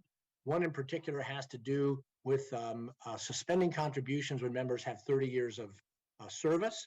Well, whenever you earn a pension plan, there's usually two kinds of service. There's benefit service and there is eligibility service. And so the question was, which type of service do you have to have 30 of in order for this to, in order to have your contribution suspended? Andy, maybe you could elaborate on that. I know we did get a comment back from Bill, but maybe you can comment on sort of which way we went, which way Bill went. I also had the effect of when we tried to estimate the cost impact of this, we got two different answers, 24 basis points here and 11 basis points there. So Andy, if you could walk us through that one. Yeah, we use the eligibility service, which is actually longer than the benefit service, the service that is used to determine the actual benefit amount for the active members when they retire. So as a result of using that thing, which is longer, we capture more people, more members who could potentially have over 30 years and therefore would not be required to make a contribution. So that's the reason why, as Paul has indicated, our impact might be magnified a little bit, because had we not used the higher number of years of service, and I know that Bill and his crew has come back with a calculation, and maybe it's only one half of what we calculate. We're not saying that our number is the absolute right number, but we just want to be sure that the trustees are aware, because this is such a newer feature of the municipal code. So by all means, make sure that when they do the next valuation, they're going to follow exactly how staff would have taken the service, be it benefit or eligibility, to determine who's not required to make contribution going forward. So that's something that we just we're not saying that again, repeating myself, we're not saying that our read of the code is accurate, but we just want to make sure that in the practice as administered by your staff and Chirons are consistent. That's all. Yeah. I have a question, Vice Chair Jennings. It pertains to that item, and I'm just curious. I mean, it should be part of the calculation, I guess. So if someone is working past 30 years, they're not contributing to the retirement anymore because they're past the 30 years. But let's say they want to work, right? So they keep on working, they have 32 years. Their retirement would be based on it would still be based on their highest salary. And if their highest salary, let's say they promote and is now, 5,000 more, that, 75%, tier one would be calculated on that higher amount, right? That's our understanding, yes. Okay, all right. It's just they're not paying in anymore. Right. That's all. It's really two very separate things. And this happens on a lot of the county retirement systems. For some of the earlier tiers, they have the same 30-year suspension of contributions. It really does not affect the benefit calculation, except that if there's a feature where when the member dies, they get a refund of their contributions, they would get a refund of less contributions. But the basic benefit formula, the salaries that are included in the service, those are unchanged. I think they're really two very separate calculations. And Roberto, I see you're nodding your head. I think you agree that that's the administrative practice. Right. Okay. Yeah, and I think we confirmed that the higher salaries are picked up in calculating the value of the benefit. So there's no doubt in our mind that the value of the benefit has been taken into consideration. So it's just a matter of, now that we have already calculated the value of the benefit, so who's going to be paying for that normal cost that would otherwise be paid by the member had the member not had the 30 years of service? That's the question. Yeah, that gets to be an interesting question. Is because when we do the valuation, we or Chiron do evaluation. Money is money. The actuarial valuation, they want to collect the money from somewhere. So go ahead and tell the members they don't have to contribute, but that money has to come from somewhere. And is it spread among the members, the other members that do not have 30 years of service? That you can do that calculation. or does it in effect get picked up by the employer? And so those are just issues that you always have to deal with and address when you have this feature of suspension of contributions. Okay. Anything else on that item? Not on the member contribution. I think there's a companion item on the retirement death benefit. Again, it's very small, and so it's only things that, for example, another auditing firm coming in with a fresher of pies would pick up on. So it's a small benefit. We don't want the trustee to be alarmed, but we understand from talking to Bill and his crew that would be something that would be taken into account in the next valuation. So we don't think that it would require, for example, the trustees to ask Chiron to redo this year's valuation. We're not implying that at all. Right. You know, by the way, just in terms of framing how actual audits work, there generally are 3 types of things that we will find. Sometimes you find something that you just have to fix it now. And then you'll find other things that we think they should be fixed, but they can be fixed either in the next valuation or in the next experience study. And then there are some things where it's just an agree to disagree. And so really all of these changes are really falling in that middle category. There are things that Chiron has said that they will look at in future valuations. And we are very comfortable with that result. Okay. So now the rest of this is where we this is just a really high level summary of how close our numbers match. I'm not going to read through this. You know, you'll sometimes hear people refer to that there's a 5% standard, that the actual audit, the number is supposed to come within 5%. That is something of an urban myth. It actually traces back to old IRS rules. You're not going to believe this. When you're changing valuation software, if you on your pension plan, if you come within 5%, you don't have to file with the IRS that it's a change in funding method. I'm not making this up. But that 5% floats around. We actually like to get closer than 5%. And so we've really had a very tight match here. Andy, anything on just the quantitative match that would be worth highlighting? But I really think that it's really just such a successful audit. When you at least get the numbers together, then you can talk about disclosures on assumptions, and also, you know, find things like, new plan provisions that need to be incorporated appropriately. Yeah, I think the only comment is similar to what Paul you mentioned earlier on. We did observe some differences as part of our 2016 audit, and again, I don't want the board to be overly alarmed because our contributions rate are higher, Chiron's rate is lower, therefore there's some contribution missing from system. We're not implying that at all. I think different firms use different methods. We have our own software, they have their own software. So unless we use the same people, same software, otherwise the numbers would not be exactly the same. Right. And another thing, and I will say this is a slightly self-serving comment because as Roberto said, we go back and forth with audits. When the audit actuary and your incumbent actuary have different numbers, you don't really know which one is more right. You just know that they're a little bit different. And so, when we do this the other way, just because the audit actuary comes up with a number that's higher or lower, it simply means that we have different valuation systems trying to come up with the same number. But again, what you really want to get is that they're generally this close match. And then, the return on investment you get from the audit are the sort of items that we've identified and discussed with. So with that, Mr. Chairman, that concludes our prepared remarks. I understand that your general counsel wants to add something, but we are open to any comments or questions from trustees or anyone else to whom you give the chair. Okay, thank you, Mr. Angelo. Maytak, if you would like to make your comments now, I think that would be appropriate. Maytak, we need my document, or can I stop sharing? Yeah, you could, if you could leave that up, that would be great. I will do that. Thank you. In case there's any questions, I can point to the particular areas of the report that we can zoom in on for the board's review. I just wanted to go through the report and identify a number of the discrepancies. Mr. Angelo and Mr. Young have highlighted them here in this presentation, but for the benefit of the board, I would like to walk through them one by one so the board is aware, and also go through the number of recommendations that Siegel has provided in its report, and then conclude with my recommendation to the board on next courses of action. So just walking through the discrepancies just for the board's edification, Mr. Angelo had mentioned that one discrepancy is that the tier 1 members with more than 30 years of service were under Measure F are to stop paying contributions after their 30 years of service. And that's how the system, as I understand it, has been operating. So if a member is up to 30 years of service, year 31 of service, they no longer pay the contributions. Here in Chiron's actuarial evaluation, they did not apply that. So there's a discrepancy there. The monetary value of that discrepancy is not provided in this report. So I'd be interested to see how that materially affects the fund monetarily.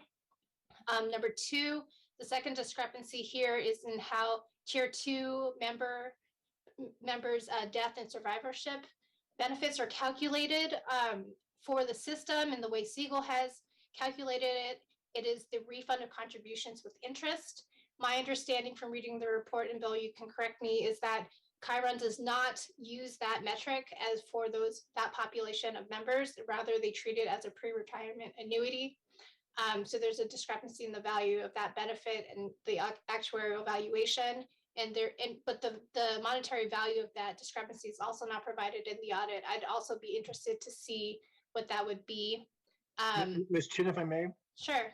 I'm not sure what you mean by the monetary value, but I think for both of those, what we did was to quantify what would be the change in the employer and the member contribution rates if those were. So here, for example, at the top of page 3, we mentioned that if we assume that the cessation occurs when the member has 30 years of eligibility service, not benefit service, that would, on average, increase the employer contribution rate by 24 basis points and decrease the average member rate by the same 24 basis points. So we have quantified the impact here as it would affect both employer and member contributions. Similarly, for the pre-retirement death benefit, here we have quantified that it would be, again, a 14 basis point shift between employer and employee contributions. So I see that here. So basically, with the discrepancy on the pre-death benefit, I take that back. It is quantified as $5.4 million. Yeah, there you go. So there's the amount of the discrepancy for that one. But as to the tier 1 members, the contribution, the effect of the percentage of difference in the contributions, could you point to me, is there a monetary value attributed to that? Well, again, because it's a change in contributions, not in the benefits, there isn't, for the death benefit, there's a change in the present value of future benefits. The contribution issue does not change the present value of future benefits. It only changes the contribution rates. So that's where we've quantified that in terms of contributions. I see. I guess you could apply those numbers to the current payroll, and then that would give you a dollar amount. That'd give you a dollar amount. But there again, that's not comparable to the 5.4 million. 5.4 million is a present value. We are not aware of practice that would try to take the present value of the shift in contributions. I guess the other thing that's important to notice is that while for the death benefit, there actually is a change in the value of the benefits. For the contributions, the change in the benefit value doesn't change. This actually gets to the vice chair's question. So all we're really now is saying it's coming out of a different pocketbook. It's coming out of a employer pocketbook and not out of a member pocketbook. But there is no change in the present value of future benefits. So there really is no comparable metric to the 5.4 million that you see there for the death benefit. I see. For the tier 1, then, thank you for that explanation. So the tier 1, the delta in change of the employee rate of contribution is really, we should look at it in terms of that change or delta being shifted to the employer. Yes, ma'am. Okay, I just want that clarification for the board. Wait, can I interject here? I think just a clarification here. The 30 years was adopted by the city council in June, just before the valuation date. Our understanding is that it's based on benefit service, because the intent was when people maximize their benefit multiplier, then you cut off employee contributions. Oh. And so our calculation of the impact was 11 basis points instead of 24. I think primarily because of that difference in interpretation. The other piece that is unresolved, I think, and we may need council's input on, is under the San Jose charter, does that get spread among the other employees who have less than 30 years of service, or does it get shifted to the city? And my recollection is that when they were discussing adopting this measure, the thought was that the charter required it to be split among the other employees. But we need council's guidance on that to figure out how to implement this. But in effect, then, so we don't know if it's a shift from employees to employers or just a reallocation among employees. And Siegel agrees with both of those observations. I think Andy checked me on this. I think that we took a look at what if it was triggered by benefit service and not eligibility service. And I think we came with a number that's comparable to Chiron's 11 basis points. And then the other really is a matter of it's a legal question. So we have shown it here as a shift in costs from one group to the next, but it could very well simply be a redistribution of costs among the members. So agreed with both of Bill's comments. And then on the tier 2 pre-retirement death benefits, we also would want some input from council on that, because the difference boils, and this is a very good finding from the audit to clarify, but the Siegel, as I understood it, looked at the benefit summaries that are published on the web and talked with the city. We looked at the municipal code, and there are discrepancies between the municipal code, or at least our interpretation of the municipal code, and the benefit summaries. And that's largely what's driving this difference. And so we, in one case, one of the differences, the city in their emails acknowledged that the municipal code says something different, but they've identified it as, I can't remember what they said, an oversight that needs to be corrected.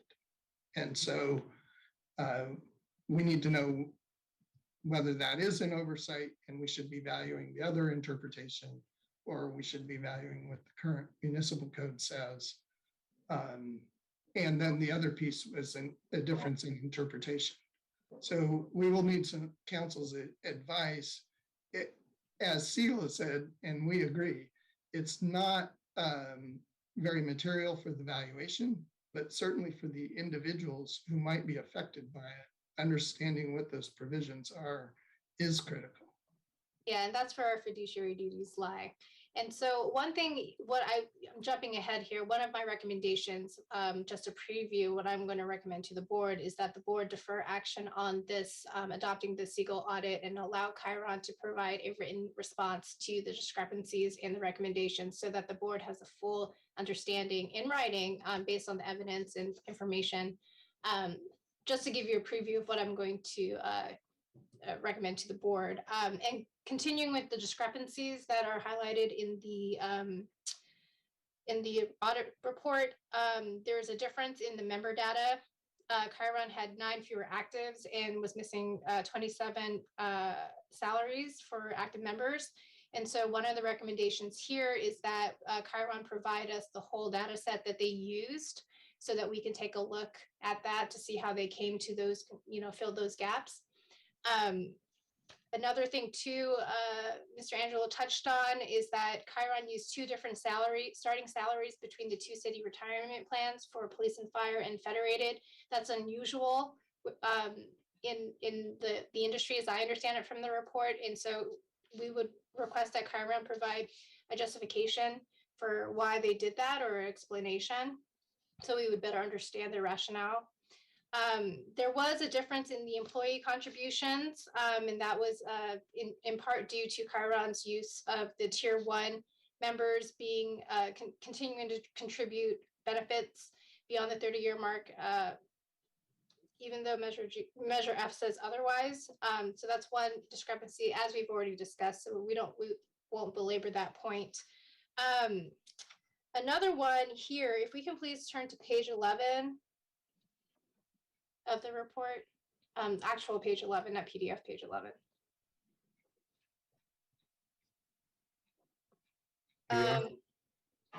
Yes, right here. So item number 6, it right here. Yep. It discusses this 500 post-retirement death benefit for tier 1, and it looks like it resulted in a change or actuarial increase in liability of 3.1 million.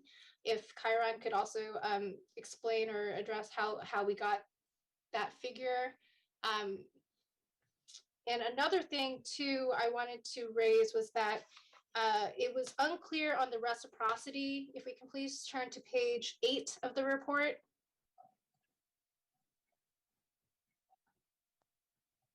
Right under observations, a little higher. Right, so point 1, Chiron's valuation report does not state precisely how the reciprocity and percent of refund of contribution assumptions are applied in combination with the valuation program. We would like to see how these assumptions are applied, so a further explanation on that in a written report would be useful for us to understand, because reciprocity is an important concept in determining service credits. And so that's kind of the discrepancies from a high level as I understand it from the audit. Here are some recommendations that Siegel has provided, and I'm just going to run through them briefly for the board. One is that, as I stated, that Chiron explained the reciprocity and refund assumption in writing, so we have a better handle on that. 2 is to provide the final membership data used for Chiron's valuation. 3 would be for Chiron to incorporate the audit recommendations in future. I'm sorry, if we can go to page 2 of the report. Okay.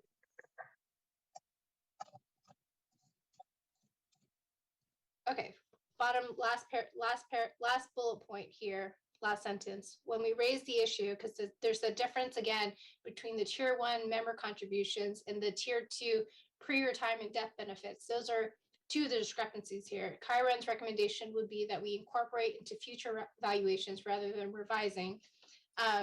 If we could provide a pros and cons on that, or a justification for that analysis, that would be great. And this is just a future recommendation that doesn't need to be addressed in a written response, but the economic assumptions for Chiron to do a written analysis the next time around we go with the board. So my recommendations at this point to the board for action is that the board should not rush through this, and then to provide Chiron an opportunity to provide a written response to the discrepancies for the board's consideration, and to defer action of accepting Siegel's audit at this point. Do you have any comments or questions from the trustees? Thank you, Council Chen, for that detailed analysis and list of recommendations. I wonder, have you committed those to writing that can be shared with the board? I am old school and handwrite all my stuff, but I am certainly able to type it. Okay, well, maybe a JPEG can be interpreted. Depends on your handwriting. The one concern I had is, as I read through this a bit in the detail, and I understand that overall, in the scheme of things, it is not significant. Okay, I get that. The one piece that concerned me, though, was that the employees that are paying the percentage for this coming year are paying more than what the audit results show. And that is the one that is most concerning to me, because it impacts people, it impacts their paycheck. And I guess that's the one I would want to know more about. I understand it's not significant, and I do get that. I understand the audit piece of it. And overall, I think the audit results are quite, I guess, as you might say, insignificant, from an audit standpoint. But when it impacts someone's paycheck, if it impacts it like $5 or something, maybe people don't care. But if it's more than that, then I just think that those people might care. And that's my, I guess, what I have to say overall. Yeah, and if we could roll down to page 3, just to go to, so the full board knows what Trustee Jennings is speaking of. It's the second bullet point from the A list of action items. So Siegel's total employee contribution rate, it explains the delta. There's a delta of about 0.18%. And this again is relating to the discrepancy of the tier 1 and tier 2 issues that I've outlined.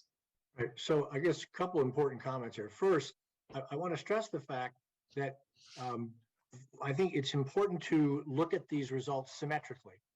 I know there was we've been through audits many times, and sometimes it's if a member rate comes in if the auditor's member rate comes in lower, it gets a different level of attention than if it comes in higher. So we have to make sure whatever we do, we'll be doing it the same way, whichever direction it goes.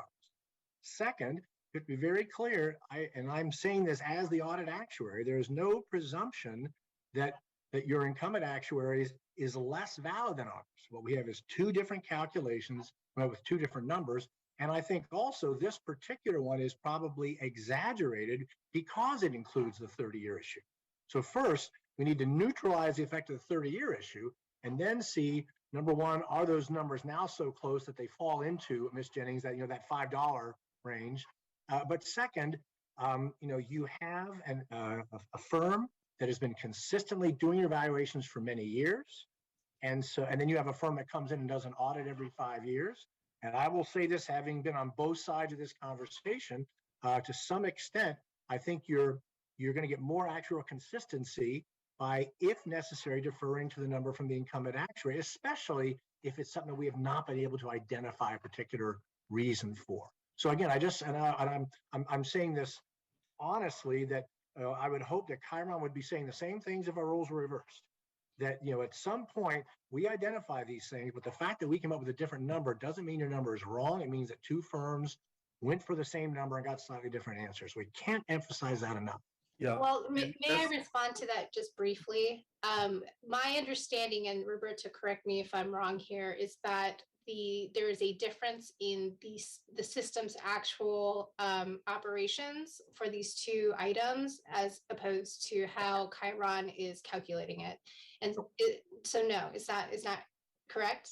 No, to the extent that the difference is because of how we dealt with the 30-year issue, that is material and that must be resolved. But that is a plan design and plan determine fact question. It's not a difference in actuarial methods. And I understand that. So I'm just raising that, right. So I'm raising that to the board as, as coming out of this actuarial exercise, there are fiduciary duty considerations, like we need to sort this out from an operational standpoint.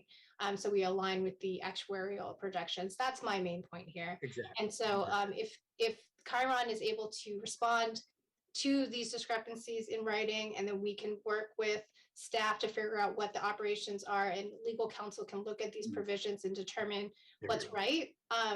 We owe that fiduciary duty to our members. Yeah, and as I say, the one that Vice Chair Jennings raised happens to touch on something that is really a matter of plan interpretation, municipal code versus plan summaries. So those are fact questions that go beyond the actuary's expertise.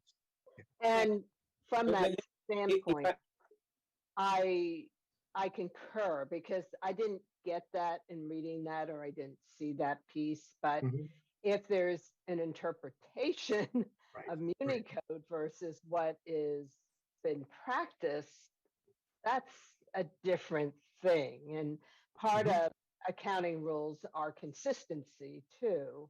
Very good. Yes, I do agree with that. And I do concur with your point that what is plus is minus, and so it's like the absolute, right? And so then that's kind of like a policy decision. Do you fix it every single time, or do you take it and move forward? But usually audit reports, at least from my understanding, and I can be corrected on this probably by Barbara or someone, you do basically accept the findings, and then later the person, the group that's audited might come back with their audit comments, just like we do in the audit committee. And that is an outstanding thing that gets fixed over time. At least that's what we do in the audit committee. Harvey, I see you have your hand raised. Well, I was gonna actually make that exact same point, Madam Vice Chair. If this were a financial audit in the ordinary course, the audit would come down and management would submit their comments, and the whole package would then go to the board for review. And I think that's what my colleague is suggesting, that we follow that protocol, give Chiron an opportunity to submit their response to the audit, and then have the board consider both of those at its next meeting, if that's appropriate, if that gives them enough time, so that we treat it as a formal audit and management, or if you will, actuary response. And then we can proceed, and that will also, I think, smoke out those legal interpretations that both actuaries are struggling with, because the plan document here, the municipal code, apparently on a couple of areas is open to interpretation, and we should probably try to tie that down, particularly since Vice Chair Jennings, you raised a very important point. It looks in here like there's upwards of 0.5% of pay difference to members. And, that could be a few $100s a year to our members. And so, we really do owe them the obligation of drilling down on this and making sure we're doing it right. Yeah, Mr. Chair, if Please go ahead, Mr. Pena. No, I was just going to say, I agree with all the comments. Again, when you look at this audit, if you're comparing this to a financial audit, it will be an unqualified opinion with some findings, which as was well explained by the Vice Chair Jennings and by Council Liederman. Hopefully we'll get the responses by Chiron, and then your board can take action on whatever the next step should be. I just wanted to sort of put this in context, in the sense that we usually go to you board or come back to you board in the month of April, and I don't know if Benji's in the meeting or Barbara that can correct me, but we actually issue a resolution where we ask you board to adopt the contribution rates. So whatever decision, especially on the 30-year stop, that may or may not have an impact on the member contributions and the employer contributions, we need to make sure that we address that issue before the April meeting, because again, your board will actually take action on a resolution to adopt the contribution rates, because this valuation is for the contribution rates that are coming up for the fiscal year July 1st, 2022 to June 30th, 2023. And again, it will also impact although again, to a lesser extent, right, because of the size of the contributions, it could impact also the 5-year projections provided by Chiron to the city. But again, that will be a lower dollar value impact, whether it's up or down, because of the size of the contribution by the city. But just wanted to make sure that was understood. We'll try to move through this as quickly as we can, but I don't see I know council suggested otherwise, but I think it will be appropriate for, and I can stand corrected by someone, for the board to adopt the findings by Seagull on the pension valuation, with understanding that there's further work to be completed. So thank you. So I did want to confirm, Council Liederman, are you suggesting that we can, as a procedural matter, accept the Siegel findings today, with the understanding that we will have a comment and rebuttal from Chiron at our next meeting, and accept those as well? Or do you think, on the other hand, that these two items should be linked together and accepted together at the next meeting? I would recommend the latter, Mr. Chairman. I see. Okay, and I think I heard Mr. Pena suggest the former. That is correct, but he is your fiduciary counsel, and I will certainly follow his advice over my advice. I would defer to the person with less hair. to make this judgment. I'll never win then. There's a prejudice I've never had the advantage of. Hang in there, Council Chairman. Hang in there. Okay, are there any further questions from the trustees? No, but this has been very helpful, and thank you very much, Council, for your recommendations. Yes. Here. Yes, I'm gratified that the total dollar amounts are not significant, but this is certainly something we need to resolve in terms of the benefit for individual members and retirees. So I think following council's recommendation, I suggest we not take action this month on the Siegel report, and we await with great anticipation the response from Chiron to these various issues that need to be resolved. And Mr. Chair, SIGA will be back next month in any case to present the findings on the OPEB valuation. So they will be available. And on a side note, I just wanted to always, I did work with Paul and Andy for a long time in prior jobs, and it's always a pleasure to see them. So welcome both, and it's great to see you guys, and thank you for your work. Yes, thank you for a very important audit report for us. Mr. Chair, will council's recommendations be committed to writing, or should Mr. Hallmark just proceed from his recollection from this discussion?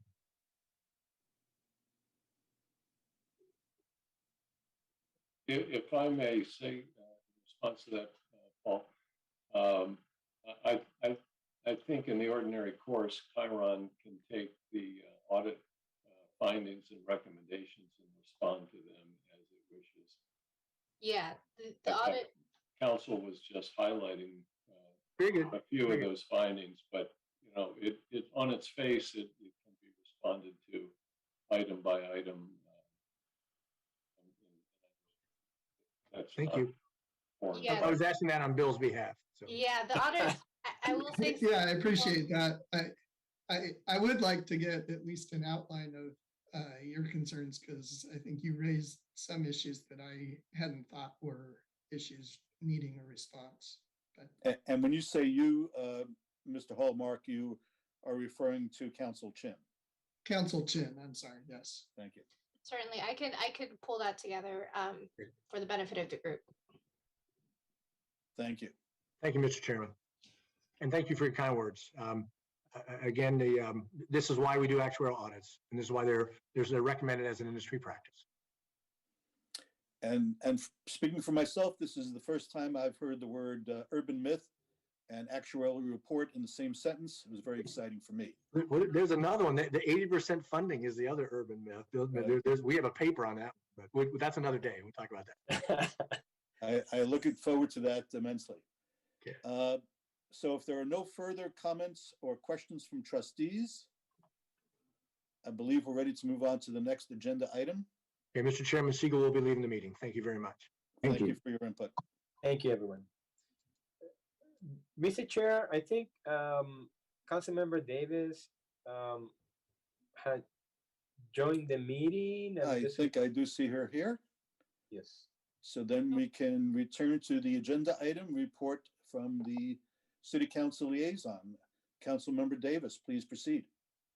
Thank you. I don't have a long report. We had a study session last Friday that talked about, and forgive me if Roberto already discussed this, but we had a study session last Friday to introduce the budget process, and it was really a very good look at the different aspects of the budget and kind of the proportions of what we spend our funds on, what's discretionary and what's not in the general fund.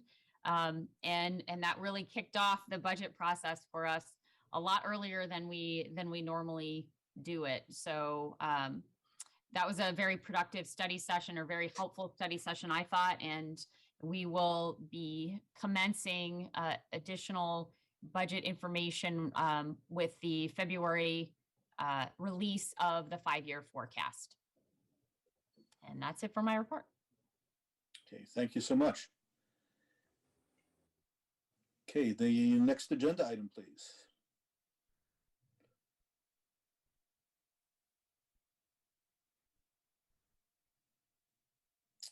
Okay, we're up to committee reports. 6.1, the Investment Committee. Chair Chandra, I believe we did not have a meeting of the Investment Committee at the last. Correct. Yeah, we did not have a meeting on December 17th. It was canceled. But the main issue that we were going to discuss ended up getting discussed today, which were the changes to the IPS for both healthcare and for the Federated plan. And so our next meeting scheduled for February 22nd. Unfortunately, because we missed the last meeting, we'll have to figure out a way to meet in person so we can renew our AB 361 virtual meetings. And that's something that the CIO and the committee are working on. Right, thank you. I would challenge our council to see if there is some way, some special side codicil to the ordinance where we might still be able to meet remotely in order to resume our AB 361 meeting schedule. So I'm just hoping there's something else in the law that would enable us to bypass the in-person meeting requirement here. Governance Committee. Excuse me, Mr. Chair. Yes. Mr. Chair, Jill Borders has her hand up. Okay, thank you for that. Thank you. I can't see those myself. Ms. Borders, please go ahead.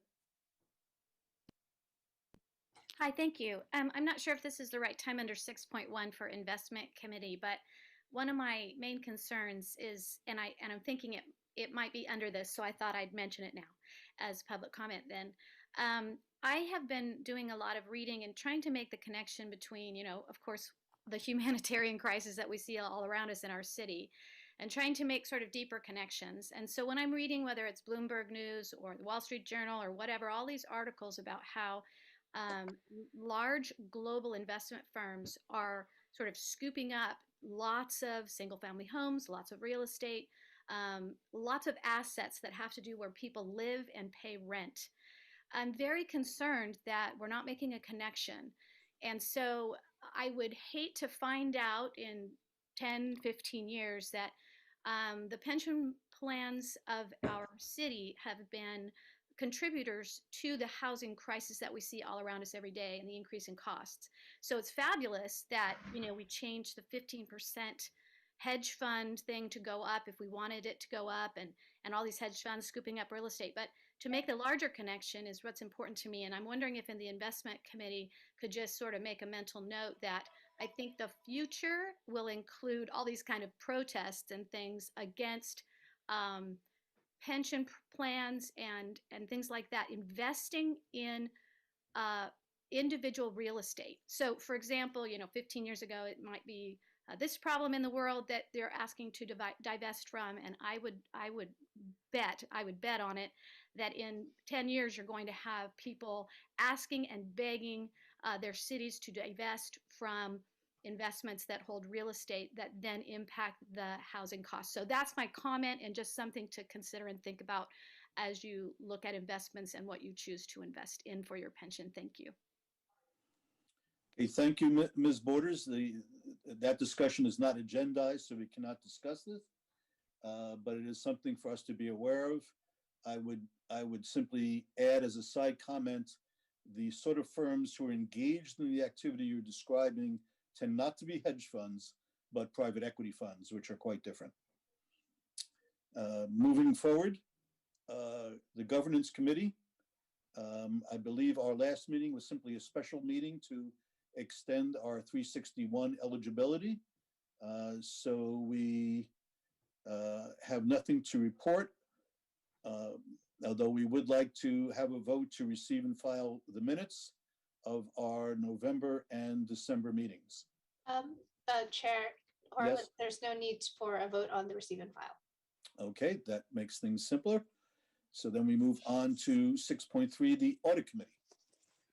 All right, as chairman of the Audit Committee, similar, the last meeting we had was regarding 361. So we just have to file the minutes from November 18 and December 16th. And so that's our report. Okay, thank you. Joint Personnel Committee. So Chair Orr is not present. And we did have a meeting on January 6th. There are minutes to receive and file. Apparently, we don't need a vote on that. As far as the discussion and action on compensation and data gathering, did we not approve that at the last meeting? Or we approved a range and now we're approving a specific contracts with McLaughlin and KA? Roberta, do you remember? Yeah, so I'll defer to Prabhu, but I do remember you board approved, I believe, I like to say it was up to $150,000 to be split, right? I think that what Prabhu actually was able to get from both firms that was approved at the JPC with the contract was in the range of $100,000. So, but I believe that Police and Fire at the last meeting did approve the same amount of Federated did for consistency purposes. So you are correct. That was approved already. I think the reason this is in here, and again, I'll defer to Prabhu, who has been working on this diligently, is just to let you know these were the issues, both D, E, and F that were discussed at the last JPC. And the JPC did approve moving forward with both McLaughlin and with Kaufman Associates for both of that work on compensation review. And then, of course, as you might recall, Chair Horowitz on E, the committee had a chance to discuss the evaluation process in detail, and there were some suggestions, I believe, by yourself to look at the process and have some review, some changes. And so I believe you approved Cortex contract this morning. Cortex is working on it, and that will be addressed at the next JPC meeting. I don't know if you want to add anything, Prabhu, in regards to the compensation data. Sorry, Mr. Chairman, I missed the question on the compensation project. I guess I was just wondering if there is a vote necessary for item D under the JPC committee. I believe we had voted in the affirmative to approve a range for McLaughlin and KA at the last meeting. And so I'm not sure if there's a need for a vote, a second vote now to approve the final contract as it came in, or? Yeah.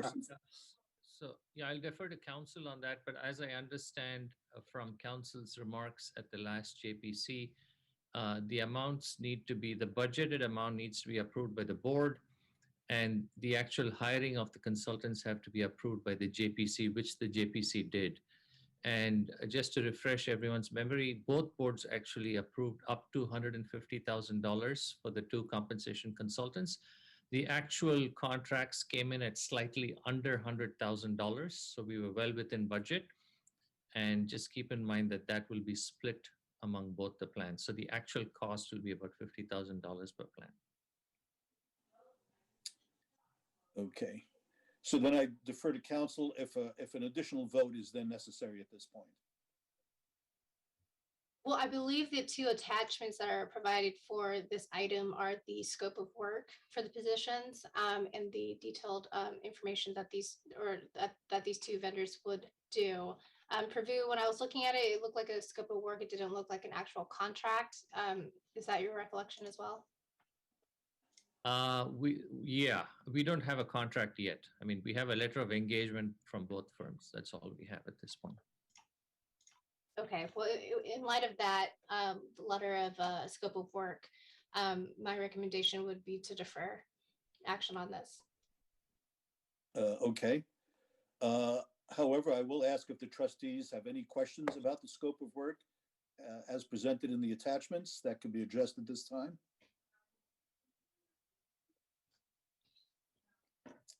Okay, so we move over to 6E.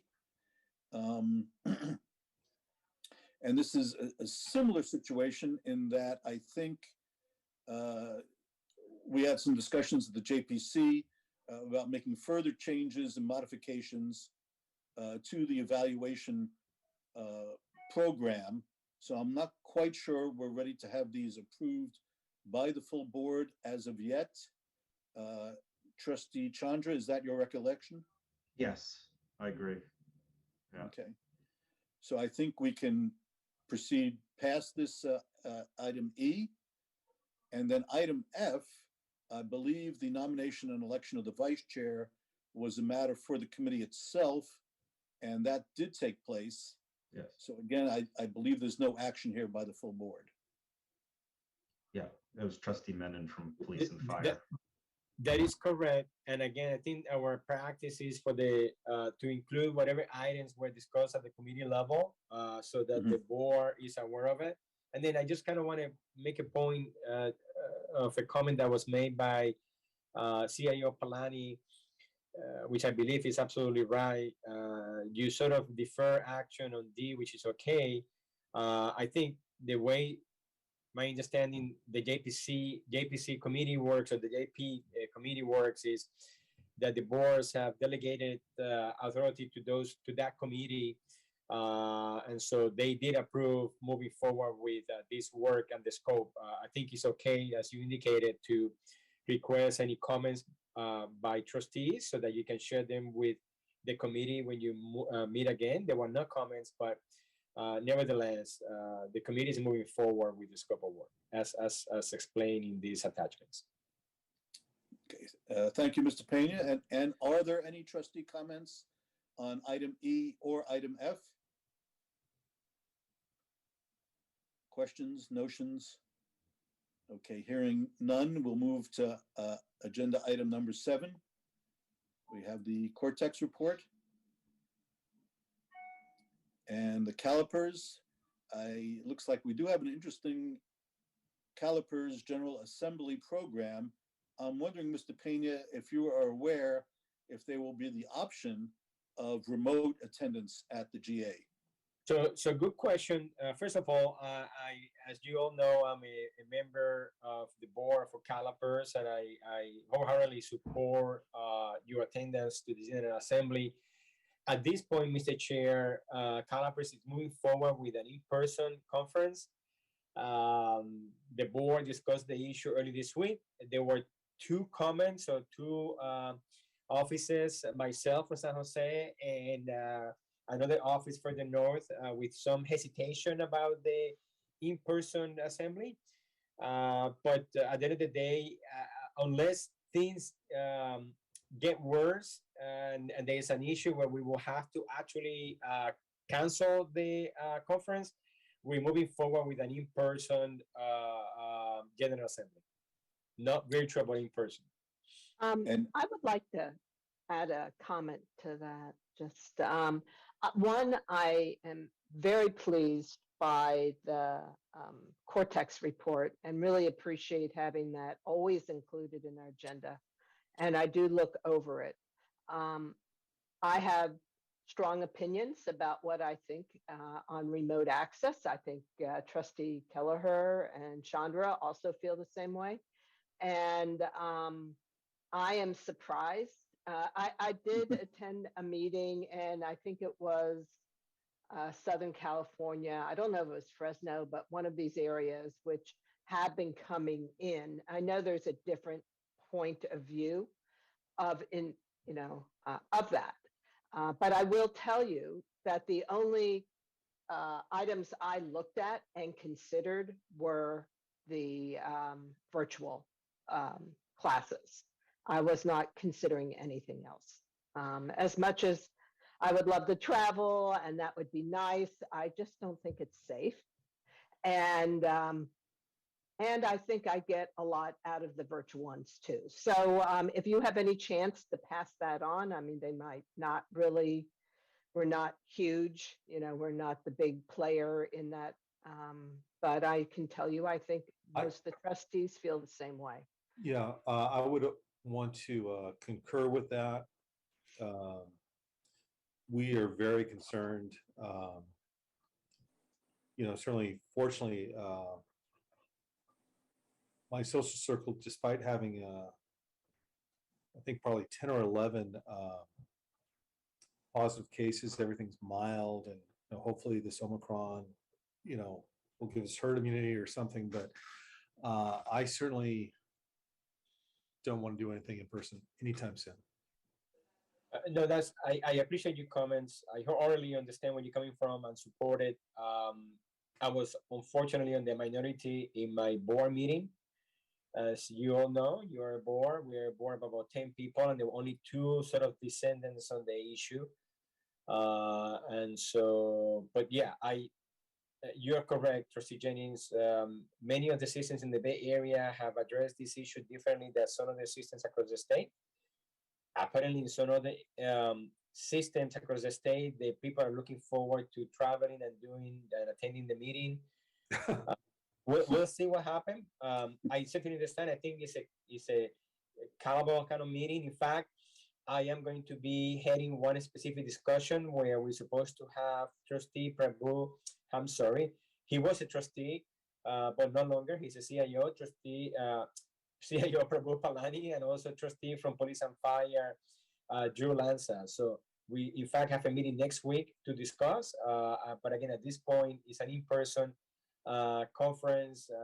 I think it has very good discussions items, but I do respect your hesitation to attend. In fact, I mentioned to my board of calipers that if things didn't improve, I certainly will not be attending myself at the General Assembly. So again, point well taken, and I would certainly keep you posted about the conference, and of course you can decide whether, and if we do offer the options of virtual, at this point it's not an option.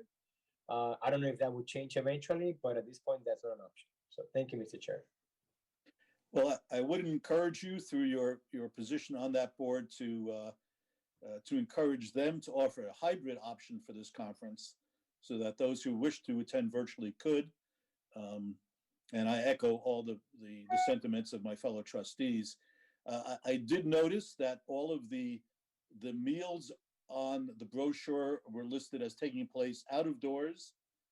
And at the risk of belaboring the point, I'm wondering if the actual conference meetings will be taking place indoors or out of doors, or have you thought through that amount? They are indoors, but of course we expect lower attendance, and certainly there will be requirements in terms of spacing, and there will be requirements in terms of showing your vaccination status, and then there's some color coordinated approaches where, if green means you're willing to say hello to people, yellow is you have to be careful, red is don't even look at me.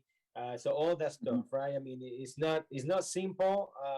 I'm not sure to what extent we're going to be able to meet that.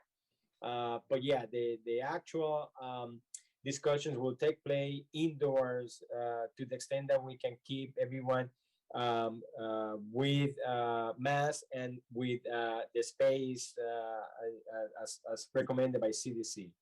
And okay. I just want to add one more piece. I know I'm singing to the choir here. But for those who don't know, I have been also elected on a separate piece to be the IFPTE camp president. That's the union for managers within the city of San Jose.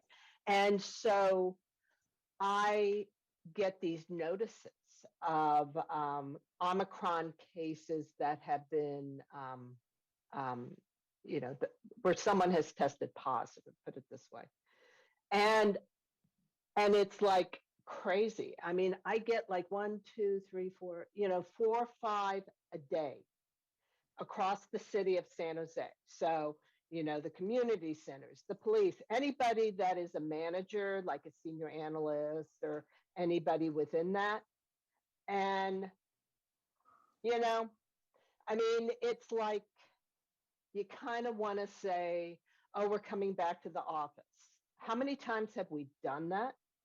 where we're coming back to the office, and then, oh, by the way, now we're not. So we kick this can down. We play this 30-day game that we need to do because of the governor, but this is a continual thing. And sometimes I have a feeling that people are like that, you know, they're like ostriches, right? Their heads in the ground, and they're just hoping the world will get better. And I find that whole process frustrating. I'm not the type of person who likes to kick the can. So I think those who know me, who've listened to me go off, know I'm that type of person. Just frustrating. Again, I'm singing to the choir. I know that, guys. Well, I think our concerns have registered with Mr. Pena, right, for him to convey those to the Calipers board in any way possible. Yeah. And Mr. Chairman, if I may add, just, you know, and Roberta and I will of course discuss this offline. And as he mentioned, I'm one of the panelists for a session, and I wasn't aware that it was that there wasn't a virtual option. I think this is when we are going to actually, we're having a call on Tuesday to talk about this. And I will certainly bring it up. And I'm sure some of the panelists, my fellow panelists, will also bring it up because it might be a bit uncomfortable. Who knows? I mean, Omicron might, you know, die down by then, but it's at this point, it's too early to say that. Right, and it's only weeks away, so it's coming upon us quite soon. So, any further trustee comment on this point? Okay, if not, we'll move forward to proposed agenda items. And any other public or retiree comments? Jill Borders has her hand up, and I would like to say, Jill, thank you very much. This is, I think, the third time you've raised your hand. It is great to have your participation. Yes, thank you. Thank you, Trustee Keller, for pointing that out. I, as I mentioned, cannot see those from my screen. Please go ahead. Okay, thank you. And thank you for saying that, because I was feeling a little bit bad about maybe even being here, but I'm trying so hard to learn about what it is that I can do on any level to sort of educate myself on what can be done. But I hope that now, since it's public comment time, that I have the right spot to say all this information. First, thank you for all of the work that you do and working for the city. I've been attending every single meeting that I possibly can. It doesn't matter if it has anything to do with my knowledge base, and what I'm learning is that all of you have such an incredible skill and knowledge, and I'm grateful that you've served the city. So thank you for that. And then I just wanted to say that, yeah, I'm trying. I watched, Deb Davis commented on it and explained that from just a public perception, these circle kind of graphs that show that there's almost, it seems like almost half of the budget, there's nothing that the public can do, right? It's all money that's tied up in things that we can't touch because they have to do with employee benefits and pensions and unfunded liabilities and all these stuff that they talk about. And I think the perception becomes and can become negative toward people that have worked in the city. That is a huge concern that I have. I have concern with this because in conversations, just everyday people, there isn't a sense of gratitude for those that work in the city. So I want to, number one, thank you. I know it must be challenging work, and you're skilled and educated in ways that I probably can never even imagine to be. So thank you. But the second thing is I'm trying so hard to think what it is that we can do. I know we've moved toward like tier 1 to tier 2 of all these different things and benefits, but it'd be interesting if we could sort of make sure that the public does not become negative, and I don't know how to do this, but so that we recognize that we need more workers and we need people to work for the city, and we want to elevate the people that do work for San Jose and appreciate them. So that's on my mind. I just wanted to share that with you. I think it's really important as we continue to look at the challenges our city faces, and the city council continues to have to say out loud, we don't have the money for that. We don't have this for that. We don't. And then they show these graphs, and the perception can become I think I'm worried about the public and how they perceive our council, as well as all the people that work for the city. So I'd like to figure out how we can move toward, I don't know, some kind of solution of how much work you guys do. Okay, thank you. Have a wonderful week. Bye-bye. Thank you. Well, Jill, I just want to say I appreciate that comment as a city employee. And I have the same concern because it is a challenge. I think Roberto also has that challenge. He listed the vacant positions he has. And I really do feel that until the city pays their employees a competitive wage, they're going to continue to have these vacancies, and they're going to have people not taking jobs with the city, but going to other municipalities that pay as much, because tier 2 is now pretty equal to other retirement systems. So it is a challenge, and I don't know how to get residents really to recognize that they should take their hard-won taxes and put it into employee salaries when they want to take it and put it into services. But services equate to people who provide them. So that is a challenge, and I appreciate your comment. Yes, thank you for the public comments. Of course, we cannot discuss them at length if they are not agendized, but it is food for thought and something we all need to consider. And if there are no other public or retiree comments, this meeting stands adjourned. Trustees, please stand by for your various committee meetings immediately following this adjournment.